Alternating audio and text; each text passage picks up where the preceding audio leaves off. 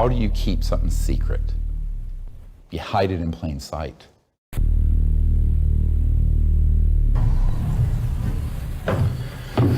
There were bodies that were involved with some of these crashes, also some were alive.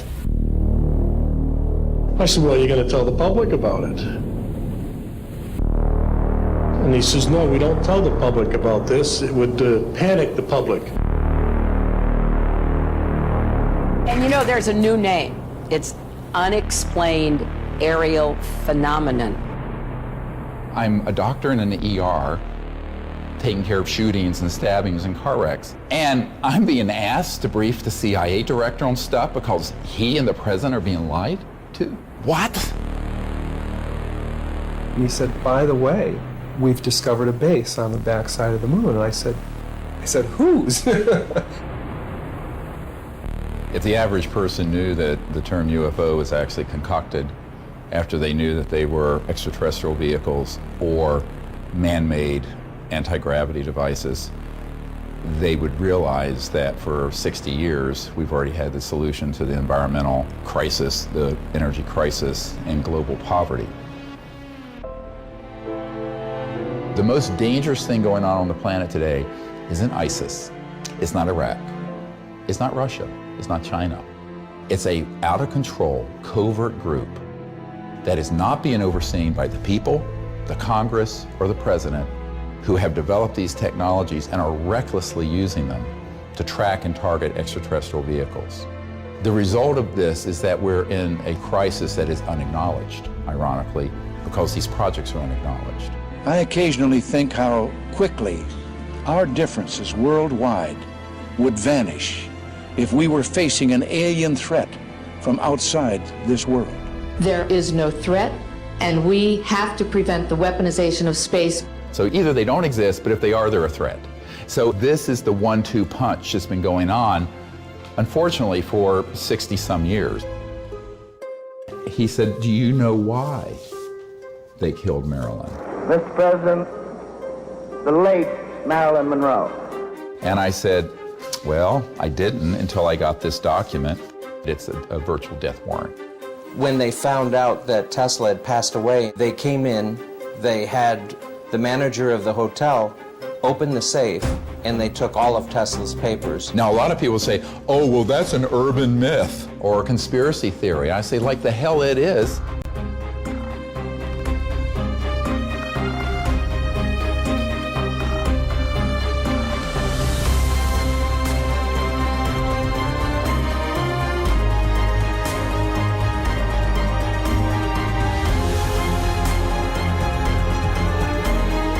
This is like a bad, conspiracy novel, except this became my life. I'm Dr. Stephen Greer, and I'm the director of the Disclosure Project and CSETI and SeriousDisclosure.com and the Orion Project. These projects I'll explain very briefly in a moment. But I first want to thank you guys for coming here and having the interest, because it's the public that has actually made disclosure happen from the beginning. Although it was requested by some folks at the CIA, which we'll get into, it's the public that's really enabled it, including all the now 550 top secret military and corporate witnesses that have come forward. Now, I want to state that at this point, the numbers are continuing to grow.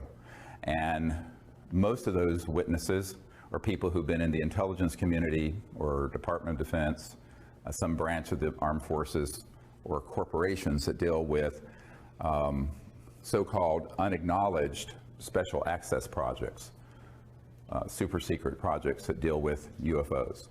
And only about 1/5 of them have consented to be filmed and have their persons identified to the public.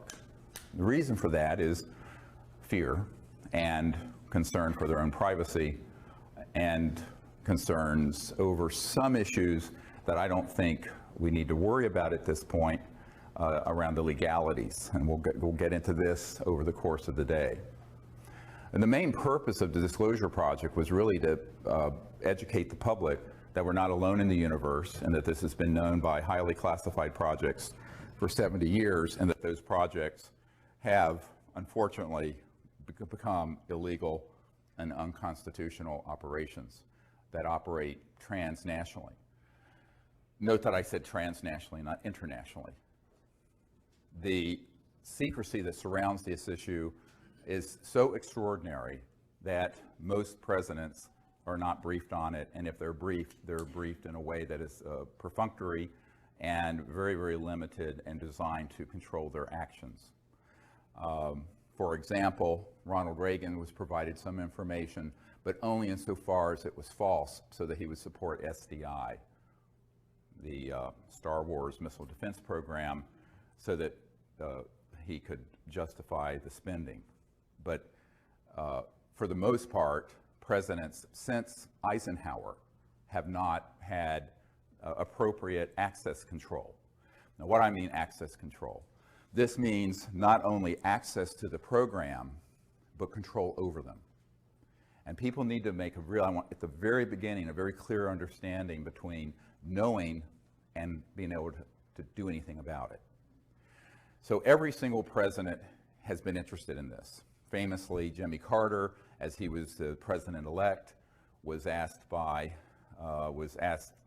the outgoing CIA director, George Bush Sr., to brief him on this issue because he had had a sighting. Some of you may know this while he was governor of Georgia. I have that report. And President-elect Carter was told by then outgoing CIA Director Bush that he would not tell him about this issue, and he didn't say he didn't have information. He said, "I will not share that with you," and directed him to get it from the Congressional Research Service. Believe it or not, saying that to the incoming President of the United States. And this is well documented in Disclosure Project witness testimony from people who were privy to what happened.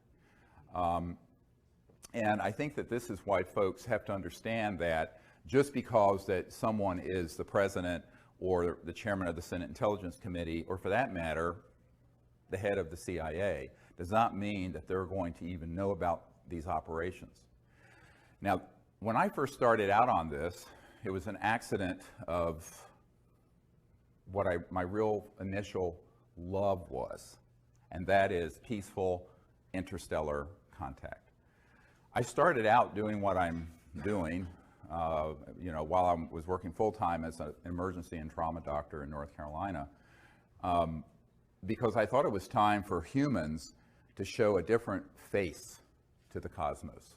One that wasn't militaristic, one that wasn't xenophobic, one that wasn't fearful, but one that was hopeful and forward-looking. And so I founded the Center for the Study of Extraterrestrial Intelligence 25 years ago, in CSETI, C-S-E-T-I, to do exactly that. And so we set upon this project, sort of just grassroots, and right away, within a year or two, we had contact. All of you know what happened near Pensacola, where we were out on a beach with about 50 people. A couple of them were Air Force pilots, a colonel and another guy. And there were 4 ET craft that materialized and vectored in and was filmed. Very poor film footage, old Hi-8, no night scopes, but it was actually quite close.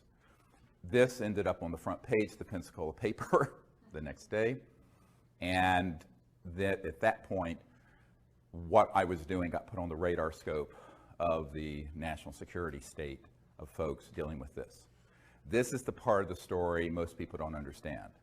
I never intended to be involved with this aspect of it, because what I really wanted to do was create a grassroots movement that basically bypassed the US government or any other government to make contact with these civilizations as citizen diplomats, much like Physicians for Social Responsibility were citizen diplomats to the Soviet Union during the coldest days of the Cold War, darkest days of the Cold War, but on an interplanetary, interstellar level.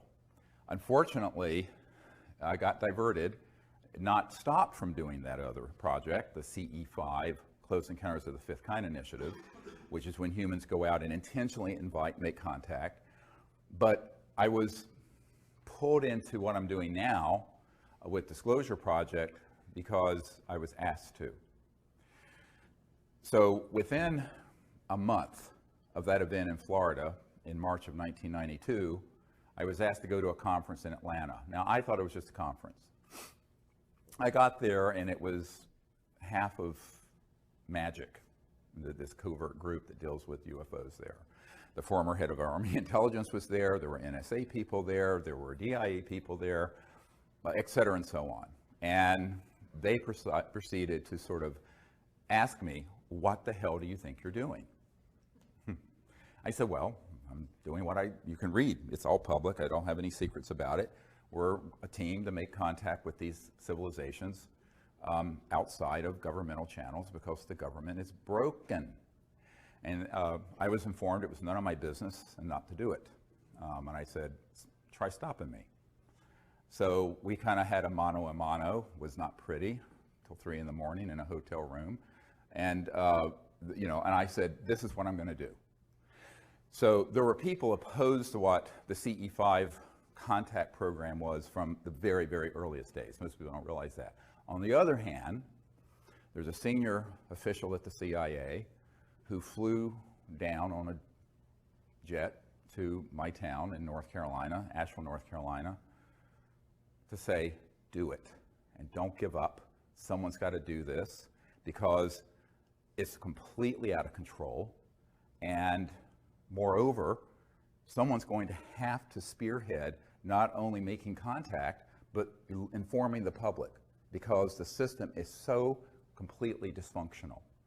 Now, the person who was sent down was a man whose family founded the California Institute of Technology, one of the most prestigious universities in America, and is associated with the NSA and CIA. And I said, well, I'm a country doctor in North Carolina, rambling around in an ER, and I'm doing this sort of as just an ad hoc group to do this. He says, no, well, someone is going to have to do this, but also is going to have to educate the public. And I said, well, I'll do what I can in between ER shifts and raising 4 children. And as things went, that was sort of the initiation and my initiation into this sort of weird down the rabbit hole world of secret projects. I'm going, why is this guy coming as an emissary of this very senior CIA person who's involved in this, begging me to do something? Why don't they just do it? Anyway, so you're going to see this leitmotif repeated over and over again over the course of today. And at that point, I said, okay, well, I will do what I can. And a few months later, there was a man named Bill Clinton, got elected to the presidency of the United States. And I was immediately approached by people who were friends of his and who said, well, this is something that he's very interested in. And it's well known that his good friend Webster Hubbell, who was third in command at Justice Department prior to being convicted of some other problems, said that Bill Clinton asked that he wanted to know about 2 things. Who really killed Marilyn Monroe? Because he had a fascination with Marilyn Monroe. And who killed Jack Kennedy? And also, what is this UFO stuff? Is there anything really to it? So he made a directed inquiry, and as Webster Hubbell reported in his book, Friends in High Places, this is not, you can read it and see, they made inquiries into the subject and they, quote, were not happy with the answers they were getting, which is a polite way of saying they know they were being lied to. Well, at about that time, and a little bit before some of the Clinton folks approached me, some military people who were friendly to disclosure approached me, who had experiences either on battleships or at strategic air command facilities where nuclear facilities are hosted, and said, I'll do anything I can to help you. And one of these men was a naval commander who was very connected up in the Pentagon. And he showed up at my door, basically, at my home. And I thought initially he was a spook, a spy. And I said, well, this spook is probably here to disrupt my project. And it turns out he was a totally stand-up guy who did everything he could to set up a number of the meetings you're going to hear about behind the scenes in deep background briefings that I did at the Pentagon subsequently. And we decided to have a meeting. I was invited by a former State Department person to have a meeting at the Monroe Institute, which is ironically about 10 minutes from where my country home is now in Virginia, to discuss how to put together a team of people to brief the correct folks in government and encourage them to end the secrecy. Now, you have to understand this is 1992, 93. 22 years ago, 21 years ago, I was in my 30s, a bit naive about how government worked. I actually thought we had a functional constitutional government. I have since learned we do not. That's all window dressing. That's all the Truman Show, like the movie The Truman Show, where it's all sort of a fake. And that there's a parallel governmental process that runs this and other important issues that are completely out of the reach of the people we elect and appoint. But at that time, so we had this meeting, and it was decided that we should contact certain key people in the U.S. government to, in military speak, deconflict the CSETI contact teams from Air Force and other military operations so that they didn't interfere with us and we didn't interfere with them. That was the purpose of it, was to deconflict that, because we didn't want interference from those guys with what we were doing, which we were getting a lot of interference. We were getting helicopters, jets, all kinds of stuff coming in to our contact sites, and we still do to this day, which have been filmed and documented. So unfortunately, we said, this is something that is really critical if we're going to make contact and not have it become something where something terrible happens accidentally. Okay, so my military advisor, who came forward, said, let's see what I can do and run this up the flagpole, as they say. And so he knew the head of intelligence for the Joint Chiefs of Staff, an admiral, who, Admiral Kramer, with a C, C-R-A-M-E-R. And he went in, had a meeting, and said, look, we really need to have a meeting with the Air Force intel people at Wright-Patterson Air Force Base, to which the Roswell remains were sent, and which still had what was called the National Air Intelligence Center, and then it became the Foreign Aerospace Technology Center. It was always FTD, Foreign Technology Division of the Air Force, back in the 40s and 50s. It's gone through many name changes. It's the same facility at Wright-Patterson Air Force Base in Ohio. And he said, okay, let's see if you can set up a meeting. And the admiral, now this is the head of intelligence, Joint Chiefs of Staff, pushed back from the desk and said, are you serious about UFOs and extraterrestrial intelligence? And the commander, military commander, who was volunteering to help us, said, yes, we're very serious. And so the admiral said, okay, I'll do it. So they refused to take the meeting.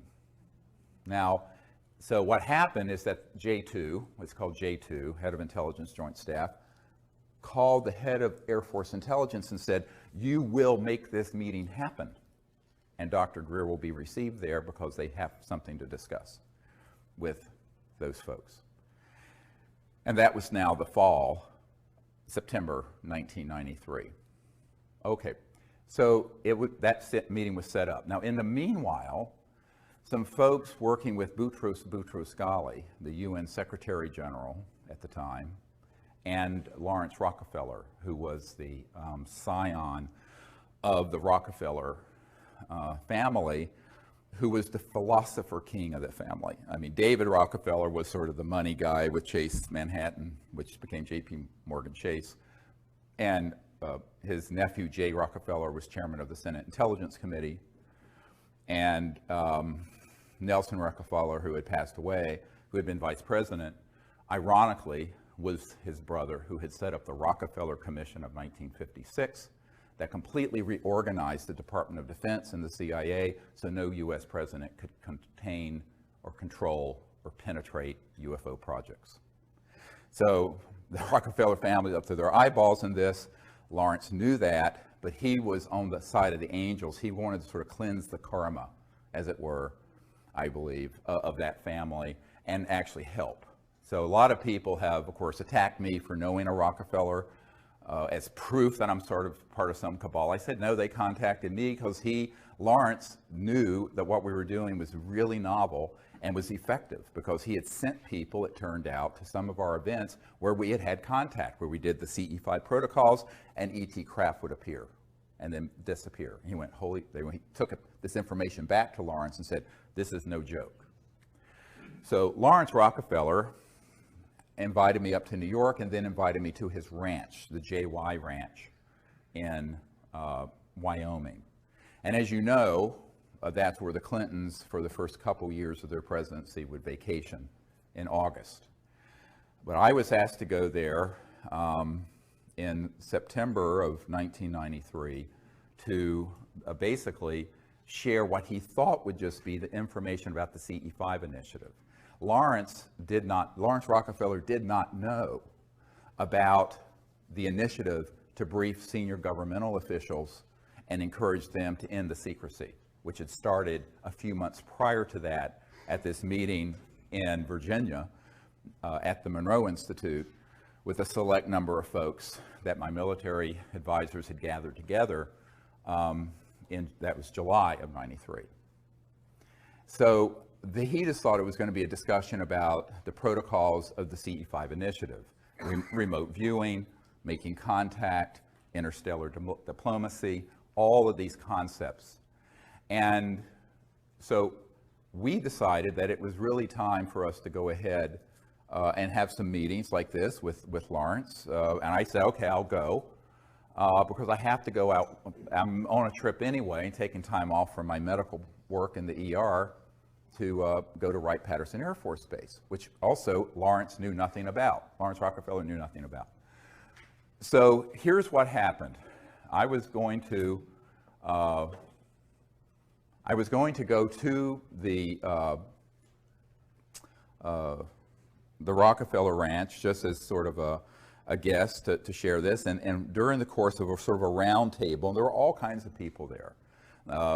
Robert Bigelow of Bigelow Aerospace, who's a billionaire, was there. A whole bunch of people who of various backgrounds in the UFO subculture, some friendly to what we do and some incredibly unfriendly, who we found out were working for the intelligence community, were there. And there was this gathering at this famous Rockefeller Ranch in the Grand Tetons. So one day it came up what else I was working on. I said, well, we've initiated a project to brief senior government officials in the Clinton administration and the Pentagon and members of Congress so that we can terminate secrecy on this issue and get the government to change policy, because we understand that the incoming president is favorable to that idea, which was, of course, Bill Clinton. And as a result, you could have heard a pin drop in the room. Nobody knew at all. And the first thing Lawrence Rockefeller said, what, it was like this. Where are you doing? I said, well, I'm going straight to Wright-Patterson Air Force Base after this meeting to brief the colonel over this Foreign Technology Division of the Air Force.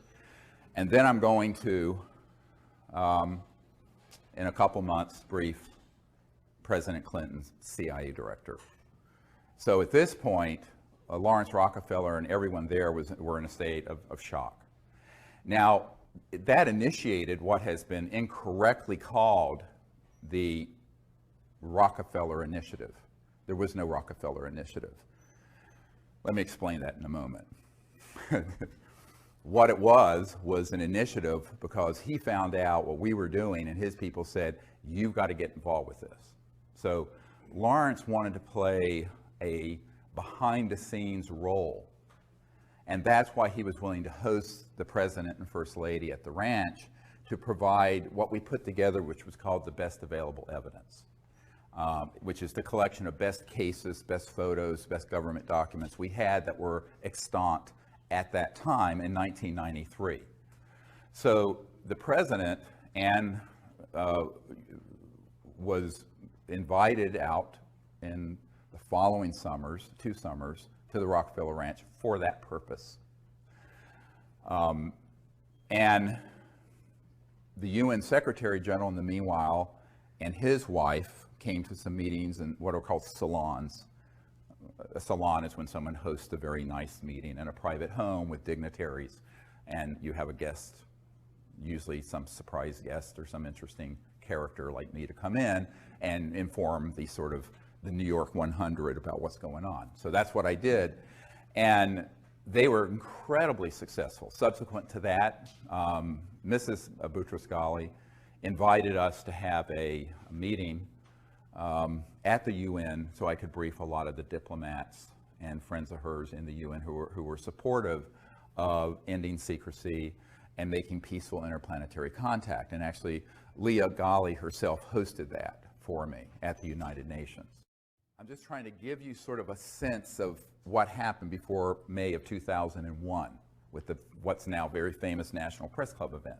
So this was all going on with the idea that if we were to provide the correct information to the president and to his advisors and to members of Congress, the key people in Congress, they would do the right thing and would disclose this information because the Cold War had ended, and we thought, here's a fig leaf to put on the secrecy, even though it's a bit of a misdirect. But politicians always need to have a cover. CYA, Washington's all about cover your ass. So to explain 40 years of secrecy, they could have said, well, during the Cold War tensions, we didn't want to throw into that mix the fact that we're being visited by interstellar civilizations, and with also a program to study what their technologies are. And now that the Cold War is over, we can come clean. So I was recommending that they use that as an excuse for the chicanery that had gone on between 1956 and 1990s, 40 years. Well, it was an interesting thing that happened. In the fall of 1993, I was given a lecture at the Colorado State University, hosted by astronaut Brian O'Leary and Maury Albertson, who was one of the co-founders of the Peace Corps. And they became very, very close friends and supporters of what we were doing. And in that presentation, I laid out the entire sort of manifesto of justifying disclosure, ending secrecy, and what we should do. And at the end of that talk, and I don't know, there were maybe 800 people there, 1,000, something like that. There was a man, a little bald man, standing at the back of the room. And he wouldn't leave, and he waited till almost everyone was gone. He came up to me and he said, Dr. Greer, I think I can help you with this. I know some folks in Washington who want to know about this, but they're not getting any good answers. I said, well, like who? And I thought he was going to say, staffers for Congressman blah blah from Nowhereville, Montana. And he said, well, I'm very good friends with the director of Central Intelligence, the CIA director, and he would like to be briefed on this. And of course I said, well, that's a good start. So initially that meeting was set up for November of 1993, and it got pushed back because of scheduling conflicts that he had and I had to December 13th, 1993. My wife, Emily, was there with me. And the cover story was a dinner party just here in Arlington at this man's home, and with his CI director and with his the CI director's wife, Dr. Sue Woolsey, who was the chief operating officer of the National Academy of Sciences. So, which is very good because I feel, well, we can get 2 birds with 1 stone here because she's a very senior scientist in a very prestigious institution. So again, we got a nanny for the kids, flew up to Washington, had this meeting. Now, normally when you meet with someone at cabinet level, it's a very tight, maybe 20 minutes, 15, 30. This went on for about 3 hours. And the initial part of it, I had this whole briefcase and portfolio full of all these images of photographs and documents and cases and all this stuff. And after about 10 minutes, the CIA director said, okay, I know this. We know that they exist. And it turns out he and his wife had had a sighting in New Hampshire when they were younger. I want to know, and this is the key question to answer, why won't they tell me and the president about it? I'm the CIA director. I said, well, that's another discussion. And at first, I got some hint of this when I got the letter, which I have in my archives, because subsequently, Woolsey tried to backpedal and say this briefing never happened. He publicly said so, and I can prove it to be a lie. I always say in Washington, how do you know they're lying? Their lips are moving. Lips are moving, that means they're lying. So, ouch. Did I just say that? Yeah, I did. It's on the record. There you go. So, but the letter I got describing the briefing from our host said that you're going to be the first person to brief the president's people and his CIA director on this issue because they've asked questions and they can't get anything through channels. Now, at that point, I have to say, I thought I was being Zoomed. I really thought this was a prevarication and that this spy master, the CIA director, just wanted to pick my brain, find out what we were doing with folks like the Rockefellers and da-da-da. And it turned out he 100% was out of the loop. He knew nothing about these projects, and he was being completely deceived by those who had compartmented intelligence within the agency, the CIA, and he literally was the emperor that had no clothes, and so was the president. So it was at that point, on December 13th, 1993, that I realized that we were living in a country that had undergone a quiet coup d'etat decades earlier. That isn't talked about in the New York Times and Washington Post because it would be the biggest story ever and the biggest scandal ever. They'd rather talk about the blue stain on a dress and other trivialities, or the stain on a blue dress, and rather than talking about the truth. And we, at that point, had put together a white paper, which is in my first book about extraterrestrial intelligence, which you can get on our website at seriousdisclosure.com. And it describes basically the plan of what needed to be done by the chief executive, the president and his people, to end the secrecy. So I had that in my hands, and I was giving it to the CIA director as he was leaving. And he looked at me and he said, how can we disclose that which we have no access to? Very chilling question. So, in other words, if we were to push on this, then it would unveil the biggest constitutional crisis in the United States history. And no president wants to admit that they're out of the loop on important things. No one wants to admit that. Therefore, he said, we will do what we can do. I'll continue to look into this. Please continue to send any information you have to me through this contact. But we'll have to see what the president can do. That meeting, as I said, was about 3 hours. Most of it was talking about contact, the technologies, why secrecy would be as extreme as it is.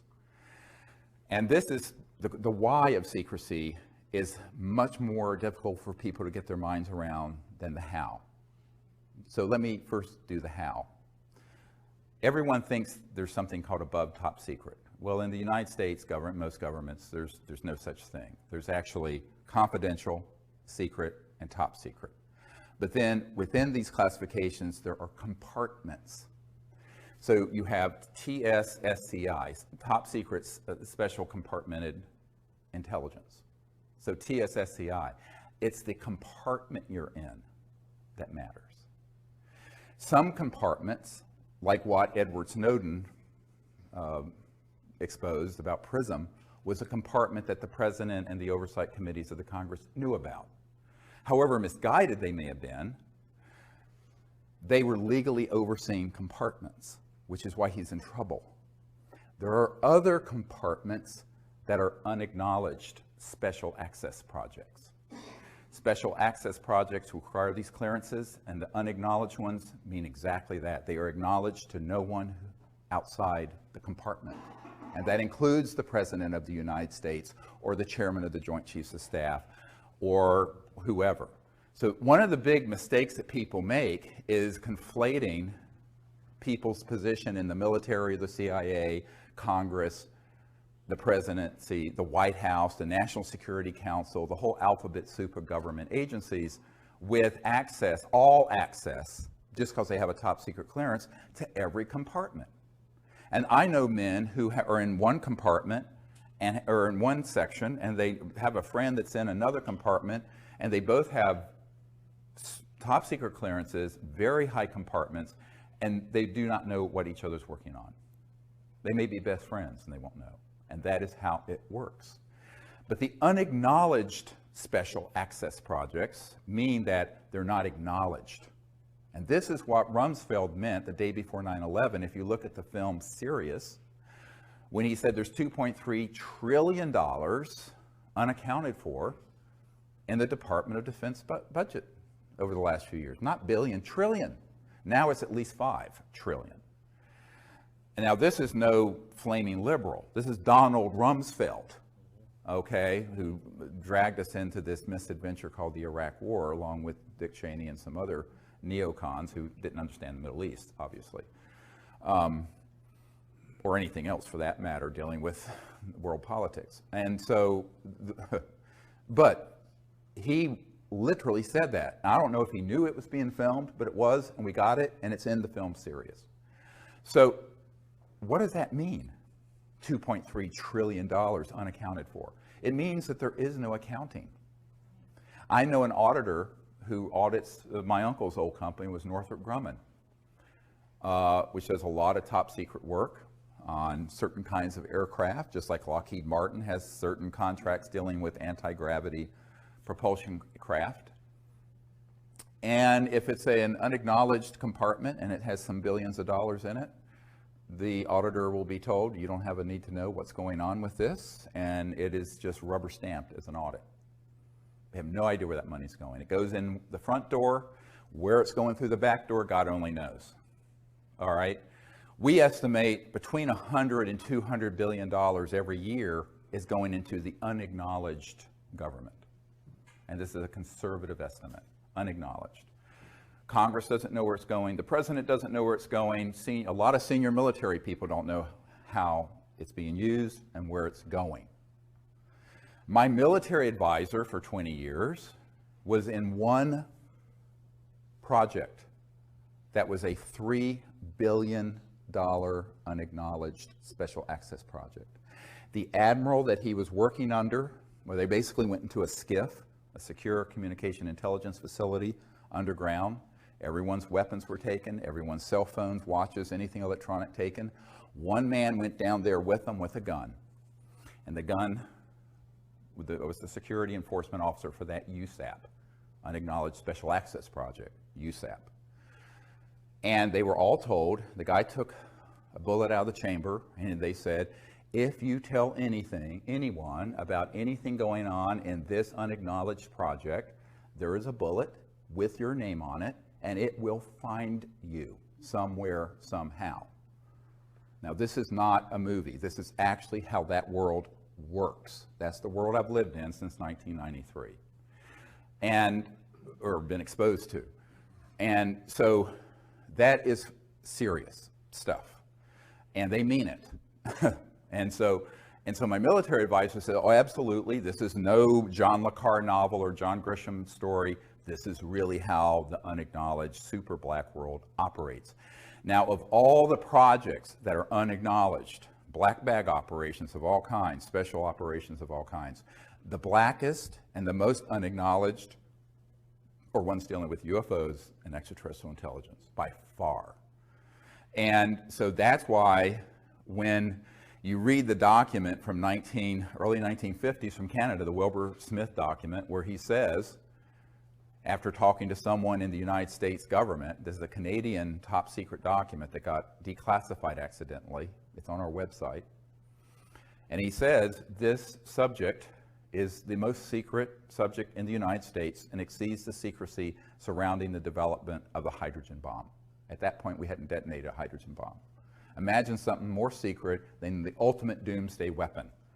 Not an atomic bomb, a thermonuclear hydrogen bomb, which is what we were working on in '51.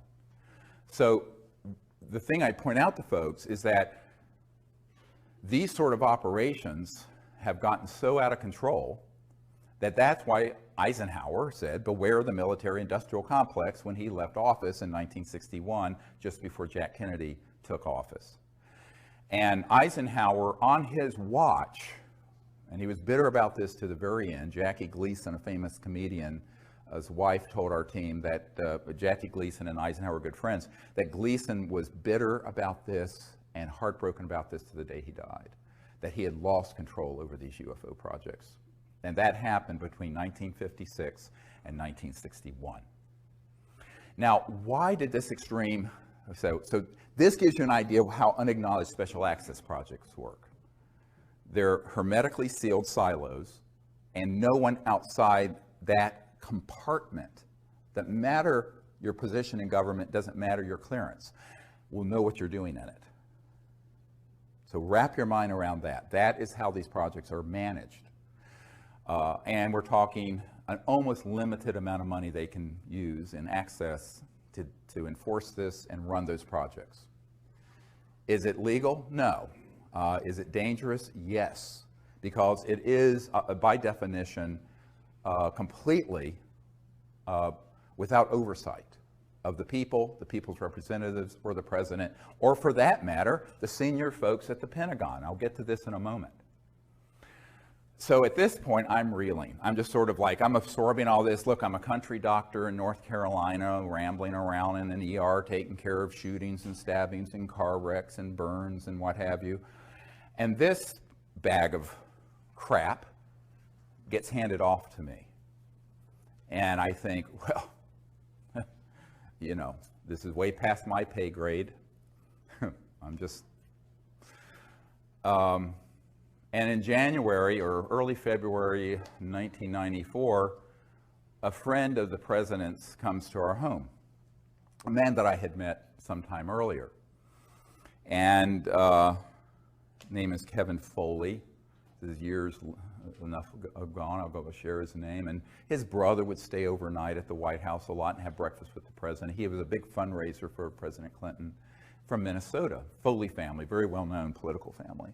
And I'd gone up there and met with his family and what have you, and he came back to my home, and he said, well, we were having dinner around the table and we in this house, and we had in North Carolina, and he turns to me and he says, well, the president and his folks really are very supportive of what you're recommending in this white paper, this set of recommendations I'd given the CIA director.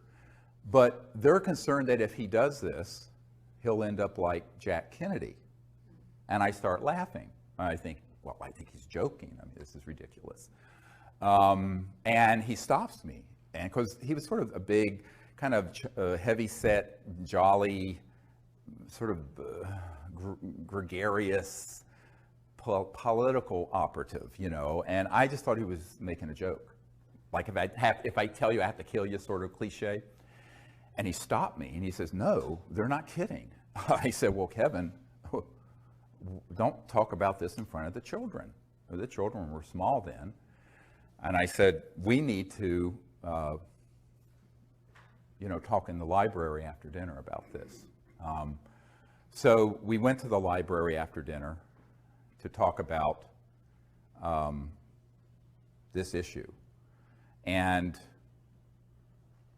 I was very, very concerned that this could even be on the radar of anyone at the White House. And he says, yes, absolutely. The president is convinced, and his people are convinced, that if he were to push on this issue, that he would be subject to a termination with extreme prejudice. TWP, tweet. And I said, well, then what do you want me to do?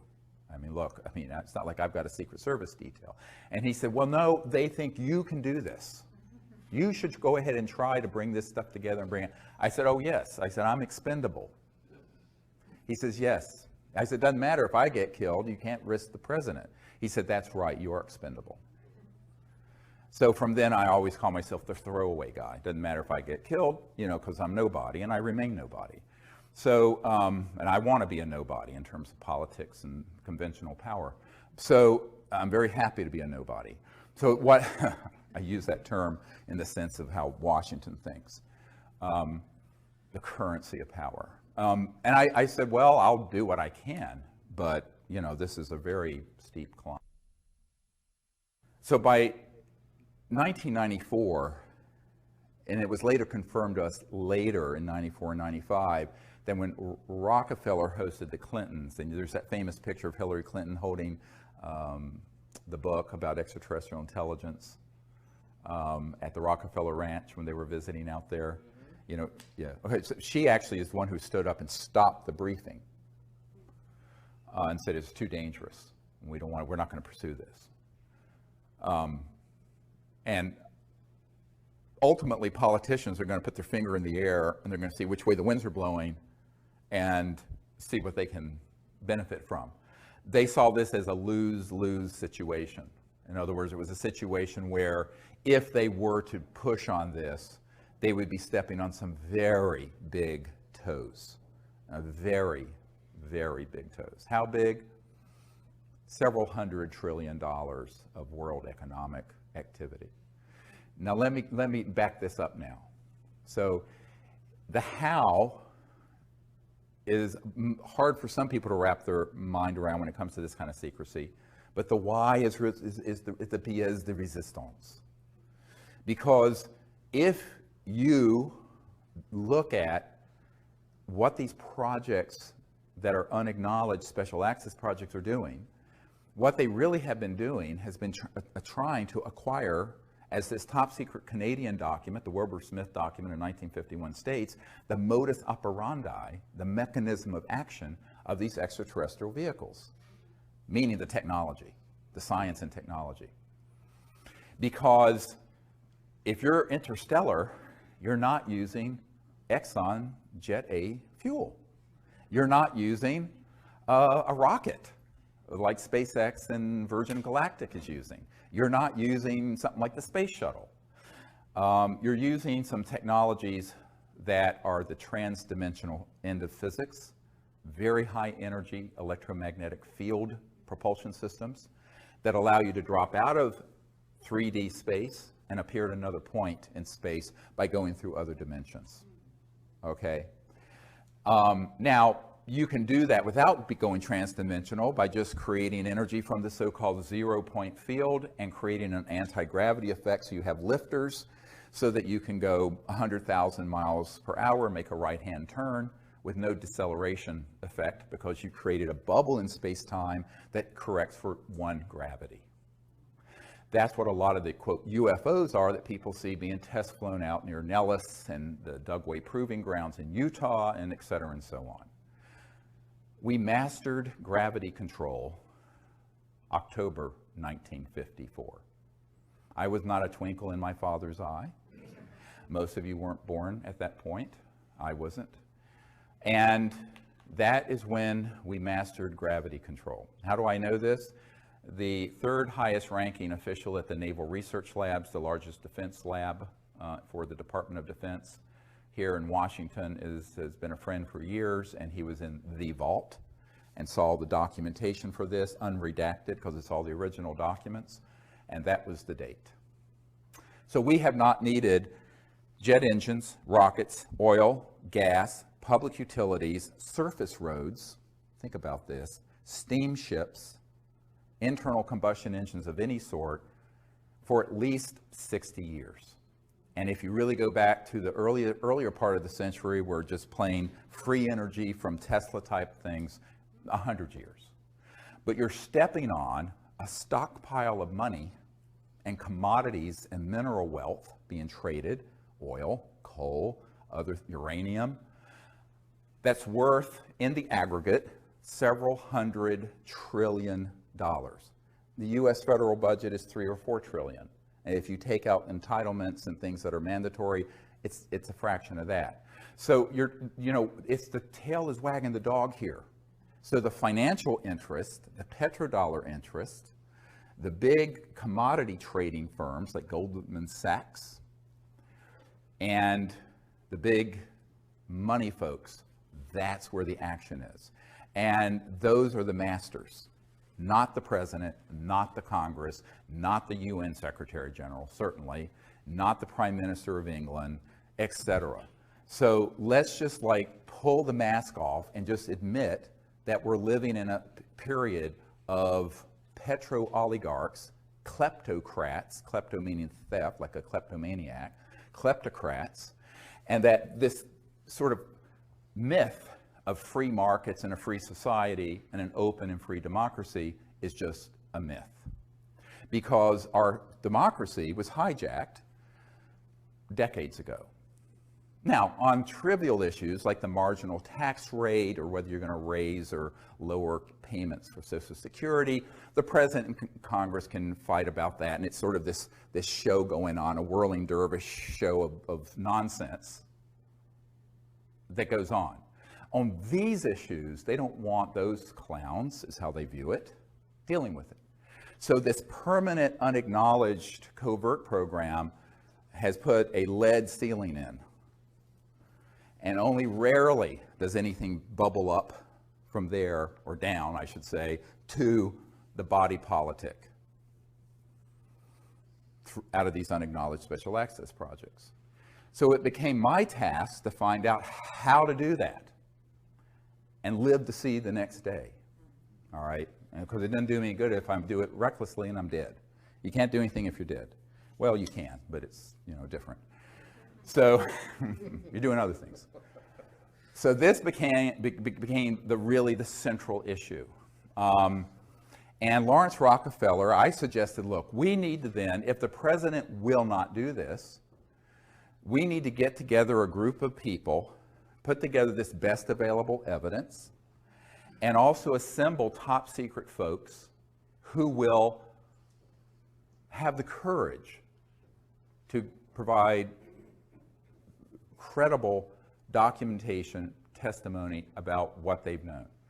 So I suggested and organized a meeting at a Silomar facility near Monterey, California, in June of 1995. Edgar Mitchell was there with me, Marina Popovich, who was a very renowned cosmonaut in the Soviet Union, some KGB officers were there, and some of the early Disclosure Project witnesses were there. Now this is 95, this is 20 years ago. And Lawrence paid for it, and Lawrence Rockefeller said, look, I will totally support doing this. And when I was with him at the ranch, I said, well, why don't you take a public leadership in this? I was talking to him out on his deck with the beautiful Remington Native American sculpture that's, with the Native American on horseback, the very famous. Of course, they have the original of everything. And I said, I need your help. He says, oh no, it's too dangerous for me. He says, there are members of my family already jumping up and down on my feet that I'm doing this much. And I knew he was talking about he was talking about, the money people in his family. He was the philanthropic guy who just wanted to give away his wealth before he died. That was his whole purpose. Really sweet man. And so I said, well, okay, I told him, you're old, you're rich, and you're a Rockefeller. I'm a nobody. I'm a North Carolina doctor who's trying to do this with no resources. He says, I'll be behind the scenes. And he took his old hands and did this, and he said, it's like a flock of geese. We're all flying together. I'll be back here, and you need to be here. I said, well, yeah, but that head goose gets all the head. They take turns. He said, no, you be up here. It was very comical. I said, oy vey, this is like, I said, okay, that's what we'll do then. And he wanted to just stay behind the scenes, but he was provide that support, hosted the Clintons. So we had something called Project Starlight that formed before the briefing of the CIA director. That was the code name for what became the Disclosure Project that all of you know about. And Project Starlight, with the AP, the Associated Press sued the Clinton Library and got those documents. Those documents are in my first book. And at Asilomar, we had all these dignitaries, including Kevin Foley and astronaut Edgar Mitchell and Maureen Povovich, and all these folks sign a letter to the President of the United States recommending ending the secrecy. It's in my first book. Buy it, get it, see it, read it. And that, however, was the Associated Press a couple years ago sued the Clinton Library and got those documents, and they put them out on the internet. Now, at this point, we knew by '95, the president, with all the cajoling we could do, with all the work Lawrence was doing behind the scene, hosting Bill and Hillary at the JY Ranch for their vacations, a very good friend of the president's, I don't want to name her, but used to live at the White House and very good friends with Hillary, said that Hillary did not want to deal with this at all, but Bill was so interested in it, he would pull out the best available evidence briefing packet that we put together, and we'd be sitting in the private quarters of the White House going through it. And she's this hilarious woman who did a perfect imitation of Bill Clinton. And he said one time they put it out on the floor and she was sitting there with him. And he was going through it going, well, I know all this is true, but they won't tell me a thing, not a goddamn thing. Just like that, about all these secret programs. So when she told me that, I said, it sounds like Mr. Clinton. So from 95 until 98, I proceeded then to approach various members of Congress. And we had already started that process thinking, well, okay, if the president won't do an executive action and force his way to control these unacknowledged special access projects, maybe a member of Congress will have the courage to hold a hearing. And since we now have identified, first it was about a dozen, and then it became several dozen top secret guys that could be subpoenaed and swear under oath with penalties of perjury, federal penalties of perjury, if you're testifying before Congress. Go ask some folks who are in prison for lying to Congress about what they knew. And so I started assembling these folks, the first meeting of which was in June of 1995. I'd met with a number of them one-on-one, but there's strength in numbers. So I realized that if we came together as a group and they got to know each other and they felt that it was, they felt safer, they felt protected if they were all doing it together. You see what I mean? Brilliant. Okay, so that was what I did, is pull people together. Because these men and some of the women involved were terrified about speaking about this on their own as lone wolves. But I said, let's get a mass of us together and do it. So that first gathering was very historic because it was sort of presaged what we did in 2001. Now at that point, I decided, look, we are going to have to be very careful with this. So I wanted to be sure that not only did the president have no access, which is in itself proof of the illegality of these unacknowledged special access projects, but that the appropriate oversight committees of the Congress of the United States didn't, as well as key people at the Pentagon.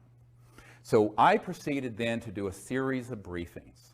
And in 1997, here in Georgetown at the Westin Hotel, we gathered together, I think about 25 of these top secret guys in a closed meeting, not open to the public, to invite members of Congress, members of the administration, and people from the Pentagon to hear what they knew. And it was a very well organized private event. No media was there and the public didn't know about it. Except in a very limited way. And the idea was that we wanted to get a member of Congress, and like Congressman Dan Burton, who was chairman of the House Government Oversight Committee, Reform and Oversight Committee, that issued 1,000 subpoenas to impeach Clinton about the stain on the blue dress, was there. And he was interested because one of his closest friends, who kept his appointment schedule, had had a UFO come outside her window in Indiana some years ago and told him about it. So he knew the UFOs were real. And he turned to us and he says, I want everything you have, everything you have. And then someone got to him and he didn't hold the hearings. But there were many members of Congress and other people. There were people from the Vice President Al Gore's office there. There were people from the White House. There were people from the Pentagon. The day after that event, I went straight to the Pentagon and did a briefing, what's called a stand-up briefing for J2, the head of intelligence for Joint Chiefs, a different one from the one who forced the meeting at Wright-Patterson Air Force Base. And this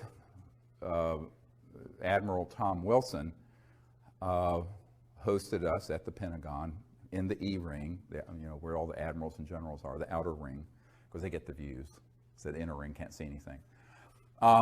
And I went there with astronaut Edgar Mitchell, myself, a couple of the Disclosure Project witnesses, and my assistant, Sherry Adamak. And what was fascinating is that before I went, I had my military advisor send to the Admiral a document I had received. And it's the first top secret document in the briefing for the President that I did for Obama, which we'll get to in a little bit. And this is dated from the 90s, and it's from Nellis Air Force Base, what people call mistakenly Area 51. It's not the proper name. And this document actually was a security alert because there were some UFO spotters who had penetrated the perimeter of Nellis, and they were going to have to shut down operations with their EMGs, their electromagnetic anti-gravity test flights in that range that they have built. And the list is fascinating for the names of the compartments. And I just want to share a few of them just because, and this is dated 28 July 1991, 0900 hours. And it's from the National Reconnaissance Office, NRO, which is the super secret spy satellite operations part of the Air Force originally. So it went to Commander's Net, Royal Ops, Cosmic Ops, that is a clearance. These are all compartmented operations. MAJ, M-A-J, Ops, Magi Ops, COMINT, COMSEC, ELINT, Human Intelligence Ops, AFOSI, Nellis, Air Force Office of Special Investigations, and then a whole bunch of different numbered compartments. Red Flag, Dart East, Dart South, Pahut Mesa Military Operating Center, Sally Corridor, key one, Groom Lake, MOC, Dreamland, MOC, Blackjack Team. Blackjack control is at Edwards, by the way. The control is at Edwards, but there was a team at Nellis. Acrotech, Sea Spray, etc. So one of these compartments was known by Admiral Tom Wilson. I don't know which one. But it was being operated through a contractor. All the important stuff is done by corporate, by the way. If it's key, it's corporate. Lockheed Martin, EG&G, E-Systems, Raytheon, Northrop Grumman, Booz Allen Hamilton, on and on. Edward Snowden, by the way, worked for Booz Allen Hamilton, who contracts for the National Security Agency. So the corporate world is actually where most of the USAPs get centered. And then they interface with these USAPs within military and intelligence, like this. And if you approach it from the government, they say, well, it doesn't exist. And you approach it from a corporate, it's privatized. It's a corporate secret, like Microsoft's code. Got it? It's hermetically sealed away from everyone between those two techniques. Very clever. Very illegal, very clever. But the mafia is always very clever. and this is the biggest mafia in the world. So when Admiral Wilson recognized one of these compartments, he contacted them. Now this is prior to me and Edgar Mitchell and other people arriving at the Pentagon in the spring of 1997. And he picked up the phone and he said, this is Admiral Wilson. I'm head of intelligence joint staff J2. I'd like to be read into, which means briefed. I want to be read into this project, blah. And they said, yes, sir, we know who you are, but you don't have a need to know. And he said, God damn it, I'm the head of intelligence for the Joint Chiefs of Staff. How can I not have a need to know? And they said, sir, we cannot discuss this with you, and we will not. Click, hung up on him, blocked his line, would not receive any further calls from. This is an admiral in charge of intelligence assessments and putting intelligence together for the Joint Chiefs of Staff of the Pentagon of the United States. Now this I know for a personal fact. So now you have a coup d'etat that extends to even the highest levels of the Pentagon. So by the time I walked through the door to do what was supposed to be a 45-minute stand-up briefing for the admiral and his staff, he was so scared and so mad, he was scared. And the meeting went for 2 hours, and if Edgar Mitchell hadn't had to leave to go to an interview in New York City on some TV show, it would have gone on for 3 or 4 hours. He kept canceling his other appointments. At the end of that briefing, I said, we really need your help. And he said, well, what can I do? They're not going to tell me anything. The best thing I have in my arsenal is the B-2 stealth bomber that I know about. And you're telling me that there are unacknowledged projects that have things that can go trans-dimensional light speed and beyond, that can do circles around my B-2 stealth. He says, it's point, set, and match. I said, well, you still need to help us get control of it. He says, how can I do that without having the Secretary of Defense or the President order me to, without myself doing something rogue? See, here's the good guys are trapped by being good. I said, here's the thing. The only thing bad about nice people is that they're nice. And the people who are rapacious criminals are not nice, and they don't give a damn about the law or people's lives, and they don't mind killing you. So he said, I can't do this. And then he said, well, who else have you met with? I said, well, the CIA director. And I started naming all these people. So he says, well, you know, if those folks are being Schmidt-canned, pushed aside, what am I supposed to do? So he basically threw up his hands. He says, I don't see that I can do anything. There was a man named Gordon Cooper, who most of you may know was someone who gave us testimony about the craft that landed on the dry lake bed in California, Edwards Range, back in 1956, I believe it was, that his crew filmed, and he saw the film footage and sent it back to the Pentagon. Well, Gordon Cooper, a very heroic figure, an early Mercury astronaut, and I were speaking to a conservative group called the Federalist Society here in Washington, who were very interested in this, because they were interested in the unconstitutionality, because they're strict constitutional. And I will speak to any group, I don't care, you know, I mean, it's fine, politics, I don't care. So, I mean, I agree with the group's politics all the way through, but they were interested and they invited me and Gordon Cooper, so we went. So my wife was with me. It was here at the Hyatt, I think, near Capitol Hill. And I was going, so I started talking to Gordon and comparing notes of people we had talked to within the system. And he had been asked by Secretary of Defense Cohen, C-O-H-E-N, who was Secretary of Defense for Bill Clinton. Bill Clinton, Secretary of Defense, had asked him directly to give him all the actionable intelligence, all the details needed about that landing event of a craft at the dry lake bed in 1956, because he wanted to see that footage. And he got back to Gordon Cooper and said, I can't find it. It's not accessible. It's in this unacknowledged project, and the Secretary of Defense. So there's another person proven out of the loop. So I started making a list of all the people who had been denied access, who by all rights absolutely must know if it's a legal program. Secretary of Defense, President of the United States, CIA Director, on and on and on. Then I end up, a couple years after this, getting invited to brief the head of the Defense Intelligence Agency, General Patrick Hughes. Now, General Patrick Hughes was a man, you'd often see him with Madeleine Albright and Bill Clinton and other people. He was the head of the Defense Intelligence Agency, which is like the CIA for the Pentagon. It's almost as large. And it's their in-house intelligence shop, whereas, you know, the CIA is a civilian agency, but this is a military intelligence. But the Defense Intelligence Agency is sort of sits on top of all military intelligence. And he was the director. So, and he's a 3-star general. So I get invited to brief General Patrick Hughes at the Pentagon. So I think, well, let's see what he knows. Of course, he wanted to know what I knew. So again, I sent him a full dossier and briefing prior to arriving so he'd be adequately brought up to speed. We had a meeting scheduled. I go to the Pentagon, full military escorts in, like you always have in these areas.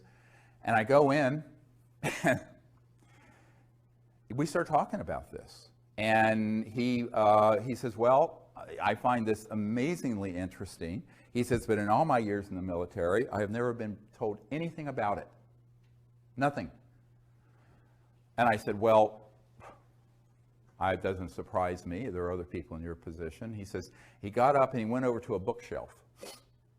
And on it was a little, like you'd get at a toy store, a little E.T. doll, like about this big. And he grabbed it and he says, this is all I've gotten for my inquiries about this issue through channels. In other words, someone gave it to him as a gag gift. Now, there was a full bird colonel sitting at the table during this briefing, and I started explaining the way, you know, these particular, and he knew what an unacknowledged special access project was. This is no, he says, but he didn't know about this one. And he wasn't being, he says, well, I can't imagine that there are operations within the Defense Intelligence Agency that know about this, and they wouldn't tell me when I've asked. I said, well, they do. I mean, they lied to the president, they lied to the CIA director, and they'll lie to you. And the colonel visibly stiffened. Because I said at that moment, there are people on your senior staff who are tasked with this issue, but they don't want you to know for whatever reason. And this colonel stiffened. And my military advisor and I compared notes later. That guy was on the inside lying to the general. The colonel was zooming the general. Illegal? Yes. Treason? Yes. Happens every single day at the Pentagon and CIA. So when you're dealing with an unacknowledged special access project this sensitive. So these are not conspiracy theories. I've been there. I'm the guy who set up these meetings and was there. And I will say that I'm the only civilian you'll ever meet who's had meetings of this nature with people like that all over the world. So I wanted to put this on the record. Now, after this, we had about a 15-minute discussion, and then the general told me something very surprising. He says, you know, my father, this is General Patrick Hughes telling me, my father knew of some kind of illegal conspiracy in the U.S. government back in the 50s and 60s, because he was apparently was also a very high official, that was so serious, and we thought the old man was a kook, referring to his father. And he says, I thought this would all be nonsense until I got into this office, until I became the head of the Defense Intelligence Agency, and contrasted with what I'm being told with what I've seen received from the Disclosure Project, or Project Starlight at that time. And he said that, you know, my father was so upset by this, he eventually ate his gun, committed suicide. And, yeah. You know, and, you know, so the weight of this is huge, huge. So I said, well, you know, you just move on. But he said, I don't know what I can do because they're not going to tell me anything. I said, but I have Disclosure Project witnesses inside the DIA who've seen satellite imagery of ET craft out in space. We have their testimony. He says, well, they won't tell me anything.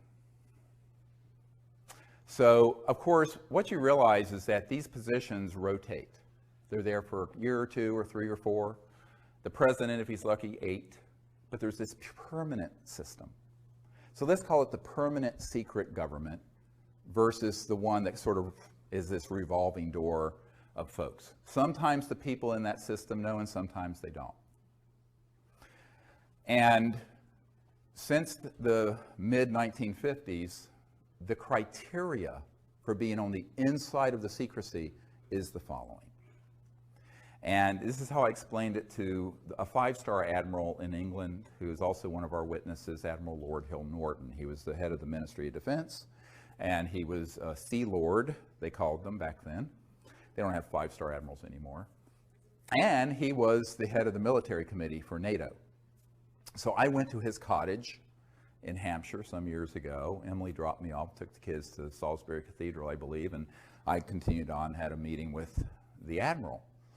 And you know, you get a picture of what my life must be like. So nuts, completely nuts. And so anyway, so I'm there with this man, and we're sitting in some wingback chairs in his parlor in what he called his cottage in Hampshire, and which is a gorgeous old antiquity house with the thatched roofs and beautiful. And we started talking about this. He was a very fastidious man. He had a little teeny notepad like this and a pen, and assiduously taking notes, very, very. And we got to this question, and he said, well, you know, the entire time I was the head of the Ministry of Defense, which also means you're head of MI5 and MI6 and the intelligence units in England. It's the same position there. It's separate here. You have CIA Director and Secretary of Defense. There it's one head. And he says, this issue was never briefed to me. I was never told anything. And I said, yeah, that doesn't surprise me now. It would have maybe a number of years ago. And he said, and as the head of the military committee for NATO, I was never told, even though I now have learned NATO was dealing with some of these events, such as the big events that were in Belgium with the massive triangular craft and things like that. Well, I said, he says, and I want to know why they wouldn't tell me. It was like his pride was a sense of propriety. Oh, he was a lord in the House of Lords also. He says, why wouldn't they tell me? And it was a little bit petulant, but also hurt. And I said, well, let me answer your question with a question. And he didn't like that. He thought I was being a cheeky American. And I said, but just bear with me. What would you have done if you found out that there was a cabal that had run amok of the laws of all the democracies, that had this information and had the technologies to completely fix the environment, end global poverty, create a civilization that would be sustainable for thousands of years with these types of free energy technologies, and that they had killed people to keep this secret, assassinated people, and broken the laws of their country and their solemn oaths to uphold their constitutions to do so. He said, I wouldn't have stood for it for a bloody minute. I said, that's why they didn't tell you. I said, the first thing they do when they make a decision that you're in and you're out of the loop of this issue is whether you'll go along with the secret agenda. If you're going to go along with the secret agenda, they'll tell you. And they'll give you a little bit, and then a little bit, and then a little bit, and bring you up through the system. If they think that you're the kind of stand-up person who would be appalled when they find out what the criminality of this group is, and how illegal it is, and what damage they're doing to the earth and to the humanity by keeping it secret, and that you might blow the whistle on it, like Jack Kennedy was planning to do in his second term. That's why they took him out. And that's why they took out Marilyn Monroe. I have a document to prove it. And top secret document from the NSA vault. It's in my first book. Go read it. Nobody reads anymore. But anyway, what was interesting is that he looked at me, he says, that is it then? I said, yes. They do a soul biopsy, like doctors do biopsies. They do a soul biopsy and a psychological analysis to see if you would be willing to go along with that agenda. If you are willing to go along with it, they'll give you little bits until you rise up through the system. If you divert from the system, they take you out. You're going to be dead. So they've learned not to be too reckless with who they tell, because they don't want to have to kill too many people and leave bodies scattered that looks conspicuous, like they did in the 50s and 60s with John Foster Dulles and President Kennedy and Marilyn Monroe and other famous people. So I said, that's why it's managed this way. Now, you may have had a predecessor who was MOD head, who came up through that system, who knew all about these projects. So it doesn't have anything to do with your rank. It has to do with your values. It has to do with your willingness to go along with an agenda that is the most criminal, evil, dangerous agenda that any potentates have ever had in the history of the world that we know of. And that's what we're dealing with this super secret Magi group. And they are not going to be reckless in who they read into and pull into those projects. So that is something you have to understand. Now, let's fast forward to the congressional initiatives, which I began in the mid-90s. So I mentioned the chairman of the House Government Reform and Oversight Committee, Dan Burton. There was a man, many of you who were low income, like myself. I was very poor growing up, probably went to college on something called a Pell Grant. Senator Claiborne Pell of Rhode Island started the Pell Grants, sponsored that bill. And he was at a meeting with the Noetic Sciences Institute, and I did a briefing for him and met with him there. And it was very interesting because he was chairman of the Senate Foreign Relations Committee. Very key committee, foreign relations. And he said, you know, I've wondered about this my entire career. We've made inquiries. We've never been given any information through channels. And he said, would you come to Washington and do a briefing for my staff? I said, well, sure, anytime I can come up. I was still living in North Carolina then. And he said, oh, wonderful. And then I looked at him and I said, you know, Senator, the problem with all this is that you're a good man who should be representing humanity to these visitors from interstellar civilizations. And you've been deprived of dealing with the ultimate foreign relations issue, interplanetary relations. And he looked at me through his horn-rimmed glasses and went, you know, Dr. Greer, I'm afraid you may be right. I said, well, I am. Very poignant moment, but that was the way it was. And then I met with Senator Dick Bryan of Nevada, whose home state has, of course, Nellis Air Force Base and the so-called Area 51. He had no knowledge of these projects. So I met with him in a kind of a clandestine little meeting at McCarran Airport in Las Vegas. He was flying in, I was flown in, put on one of those little beeping carts, taken to something that looked like a janitor's closet, opened it up, it was a VIP holding area, and I met with the senator. And we were talking about this. He says, I have never been told anything about this when we've gone into the secure, the SCIFs for the intelligence briefings. And so I provide a briefing to him. And it goes on and on and on and on. I mean, the numbers of people I personally briefed, you know, of course, you know, you probably all know about, you know, briefing, I'm blocking on his name, the Kucinich, who ran for president in 2008. And Kucinich was very interested in this, but he wouldn't hold a hearing either, even when he was the chairman of the subcommittee for domestic government reform and oversight. He had had a sighting. Shirley MacLaine outed him during the campaign and embarrassed him. He's very supportive of disclosure. I have his information, I mean, we stay in contact, but he wouldn't hold a hearing. So we went through all these. I mean, it's a whole bunch of people I met with personally. Now, there are people out there who say they're doing stuff with disclosure and lobbying, but they've actually never met with a sitting member of Congress. I'm not going to name names, but that's it. That's what I did for 10 years, from 92 and 3 until 01 and beyond. And also people overseas. The cabinet level member of the Japanese government in charge of science and technology briefed him, very interested. But when I said, will Japan take the lead on disclosure and put this material together? He says, oh no, we can't do it ahead of the United States. He was in terror of the idea of getting ahead of these covert programs. Same thing with meeting with certain members of the royal families in Europe that I met with. And as you know, I provided a big briefing that was given to Prince Charles by Jamie Cromwell, the actor who played. He said he was kind of playing me in this movie, First Contact, a Star Trek movie. and Jamie Cromwell. They had the opening in London, and Prince Charles came and wanted this briefing we were putting together for the president. And so Jamie Cromwell handed it to him. And I got a lovely note back from Prince Charles about this. But not that Charles could do anything about this issue, but they're interested. There's so much interest. But the people, even if they're in very high positions, they're interested, and now they're known to be briefed. But they have no power over the operations.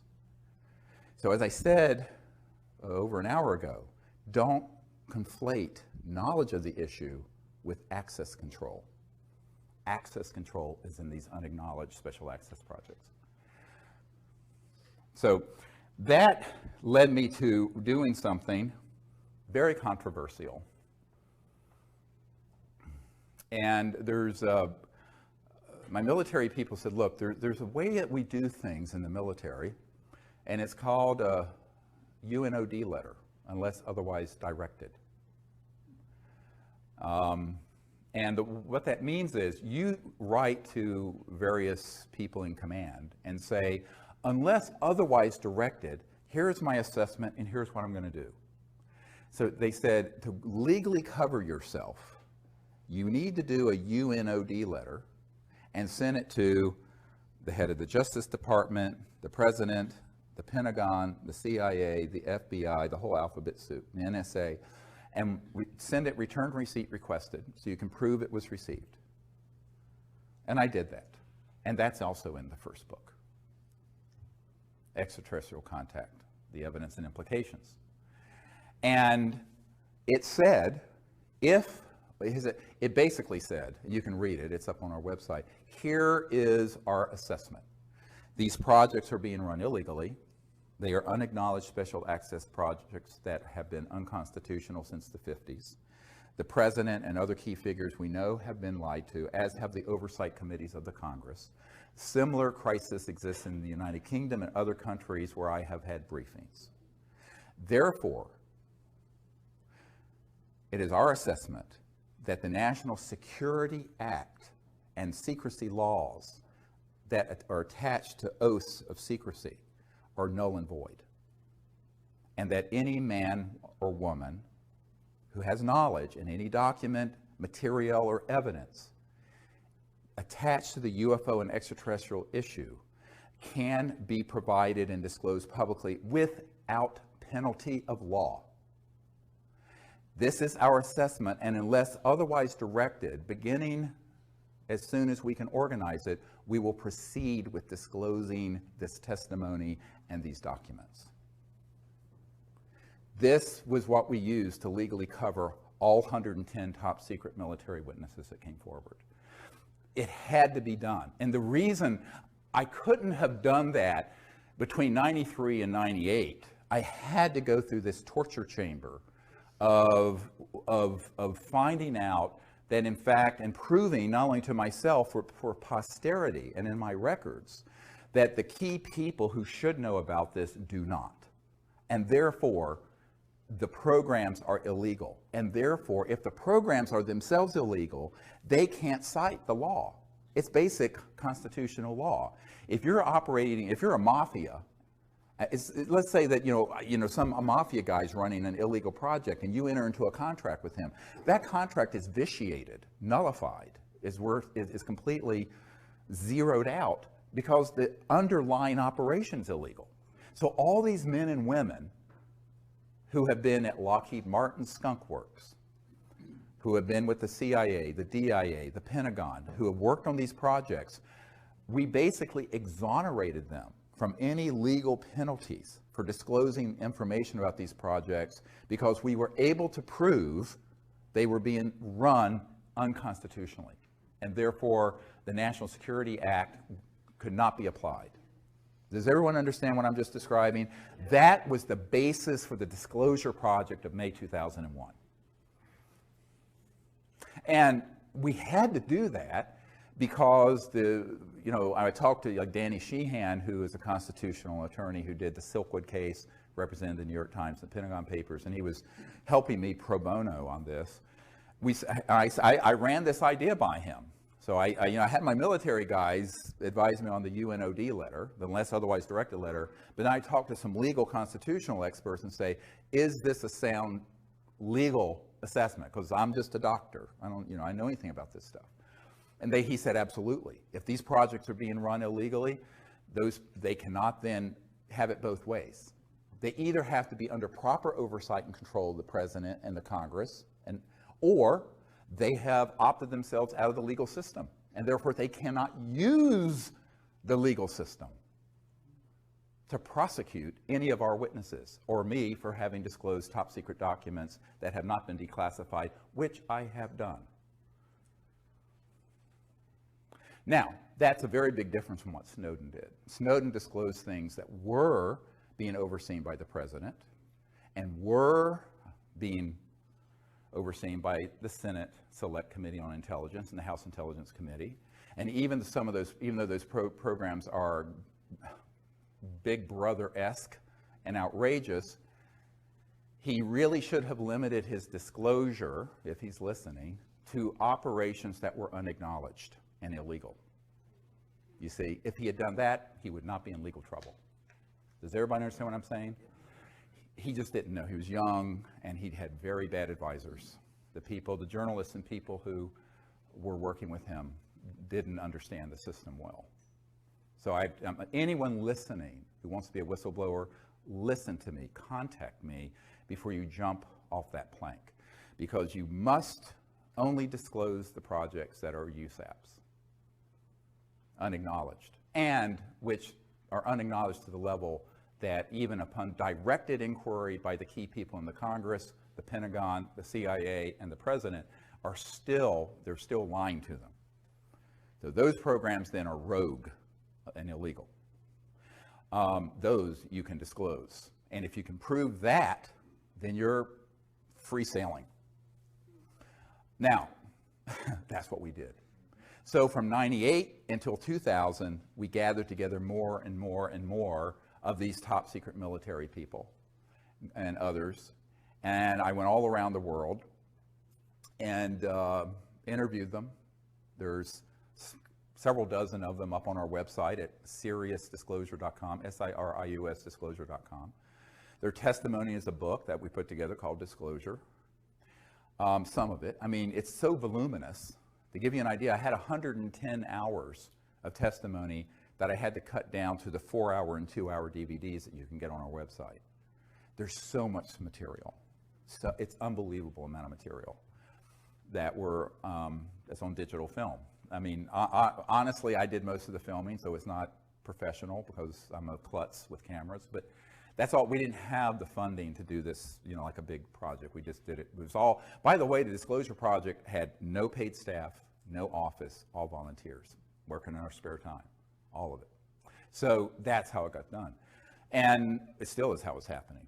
So I think that people have to understand that, we did the best we could with what we had. It wasn't like we had a $5 million grant or a $10 million grant to do this. We had a couple $100,000 to travel the world, interview all these people, and launch it at the National Press Club, which became the biggest event in the history of the National Press Club since Ronald Reagan was there. And at the time that we did the May 9th, 2001 event, it was the most watched event in the history of the internet, the entire internet. And the company that hosts the internet broadcasts out of the National Press Club said they had so many people trying to see it, it crashed their system. And that Bill Gates and others were watching this because they had never seen that many people trying to get on to see it. They had to grab every T1 line in Washington at the old system. Now you can handle it, but they couldn't handle it in 2001. And it was all in the media. Eventually about 800 million people around the world saw it. But then one by one, the media were contacted and told, take this down, take this down, take this down. 4 months later, 9/11 happened. But in the course of all of this, I've learned a lot. But, one of the things I've learned is that you cannot expect people in power to bite the hand that feeds them. It's like the old 9 Inch Nails song. Will they bite the hand that feeds them? And the answer is usually not. And the other thing is that the currency that matters is it's not impressive if you're a billionaire. I know a lot of billionaires. It's not impressive if you have a law degree from Harvard. It's not impressive if daddy left you $10 billion. It's not impressive if you're the president of the United States, if you're not willing to do the right things for the people of the world and of the United States and have the courage to do it. Now, that one word, courage, comes from heart, from the French. Do you have the heart and the courage to do it? That's what's been missing. Because for the most part, our politicians and our attorneys, most politicians are lawyers, they come up in a system where it's self-aggrandizing, naked ambition.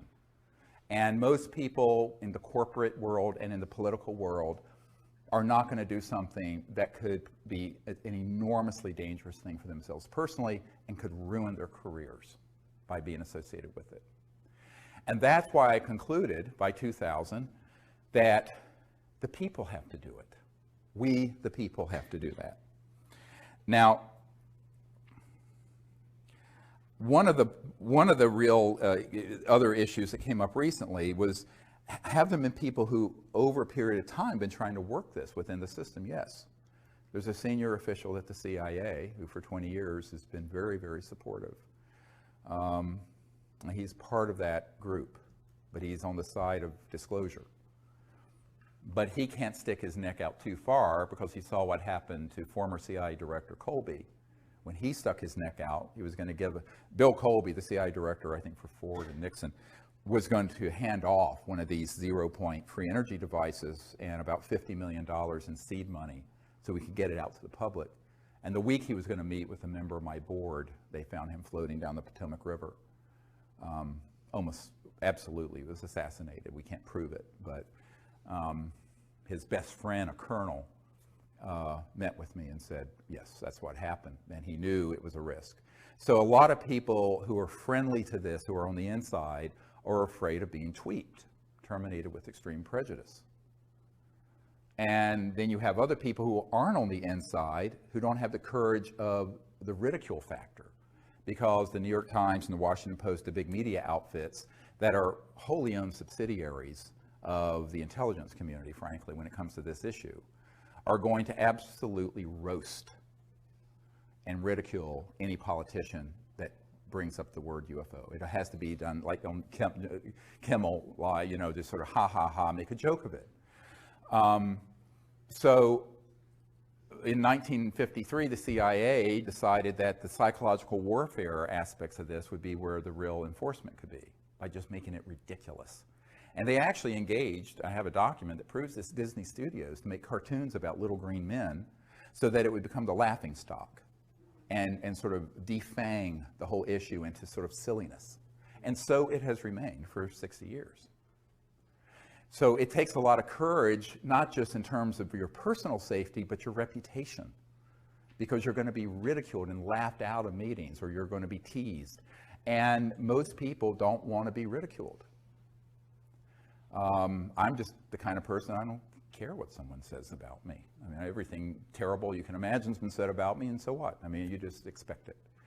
So, but most people in a public eye don't want to do that. And so disclosure is going to have to be with the people. So we initiated that in 2001, and we continue to do that.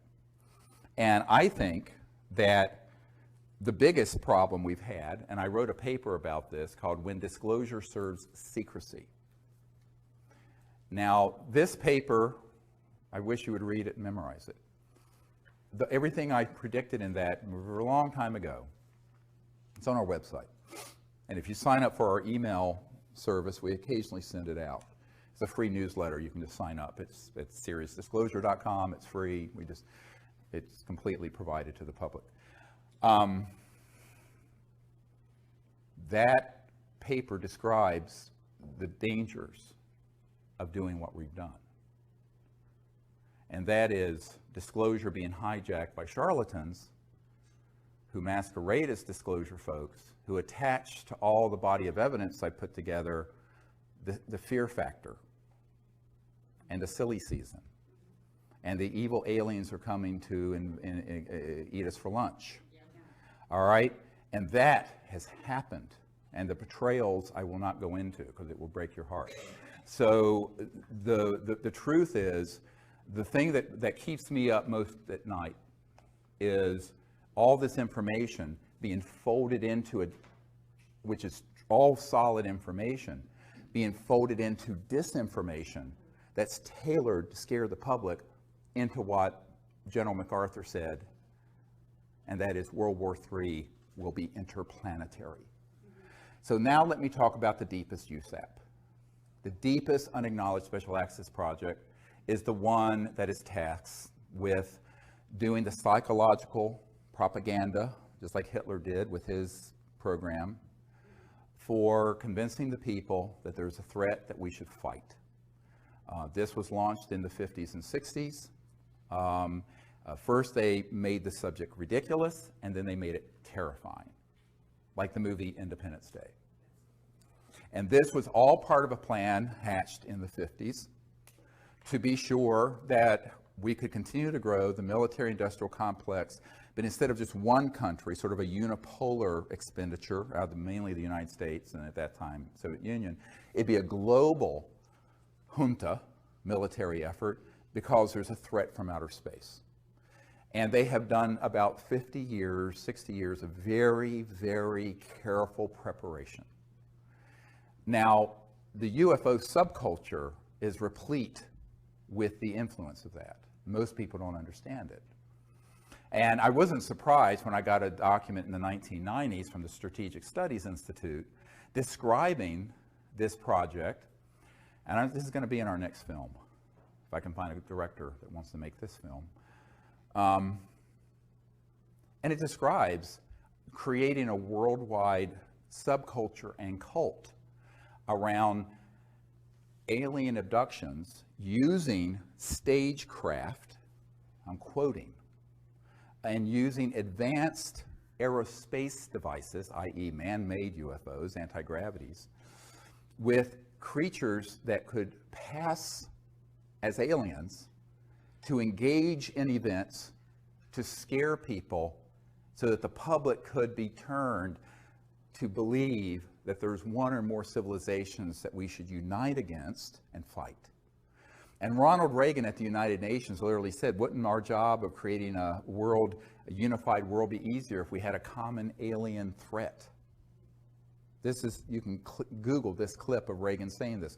So that agenda and the Star Wars programs that go with it, and 90+% of all UFO subculture books, movies, conferences are infected with that virus. Now, I'm saying unwittingly in many cases, because how would you know? If you haven't been read into a program that is so sensitive, and I've had physicists who worked at the Dulce complex and at the Pine Gap complex in Australia, that where they manufacture these what are called programmed life forms, these things that look like aliens that are 100% man-made, have integrated circuits in their neural complex, but they're biologicals, and they're on board these. But the people running the craft are military or corporate guys. And they'll sick these things on people, and they'll abduct them and put an implant in them. And the implants are made by EG&G. They're on the edge of the Nellis Range. You want to hear more? This is the stuff people really hate me for. Because I was told that if I expose this, this is where I'd be most at risk. Okay, because now I'm stepping on the toes of the eschatological fantasies of the people who want endless war. Eschatology is the study of how the world's going to end. And at the core of this secret group are folks who want to precipitate an Armageddon-type conflagration that's War of the Worlds.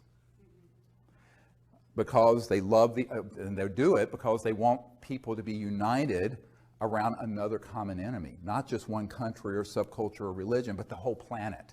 Go look at the movie Independence Day. It's a script right out of the CIA.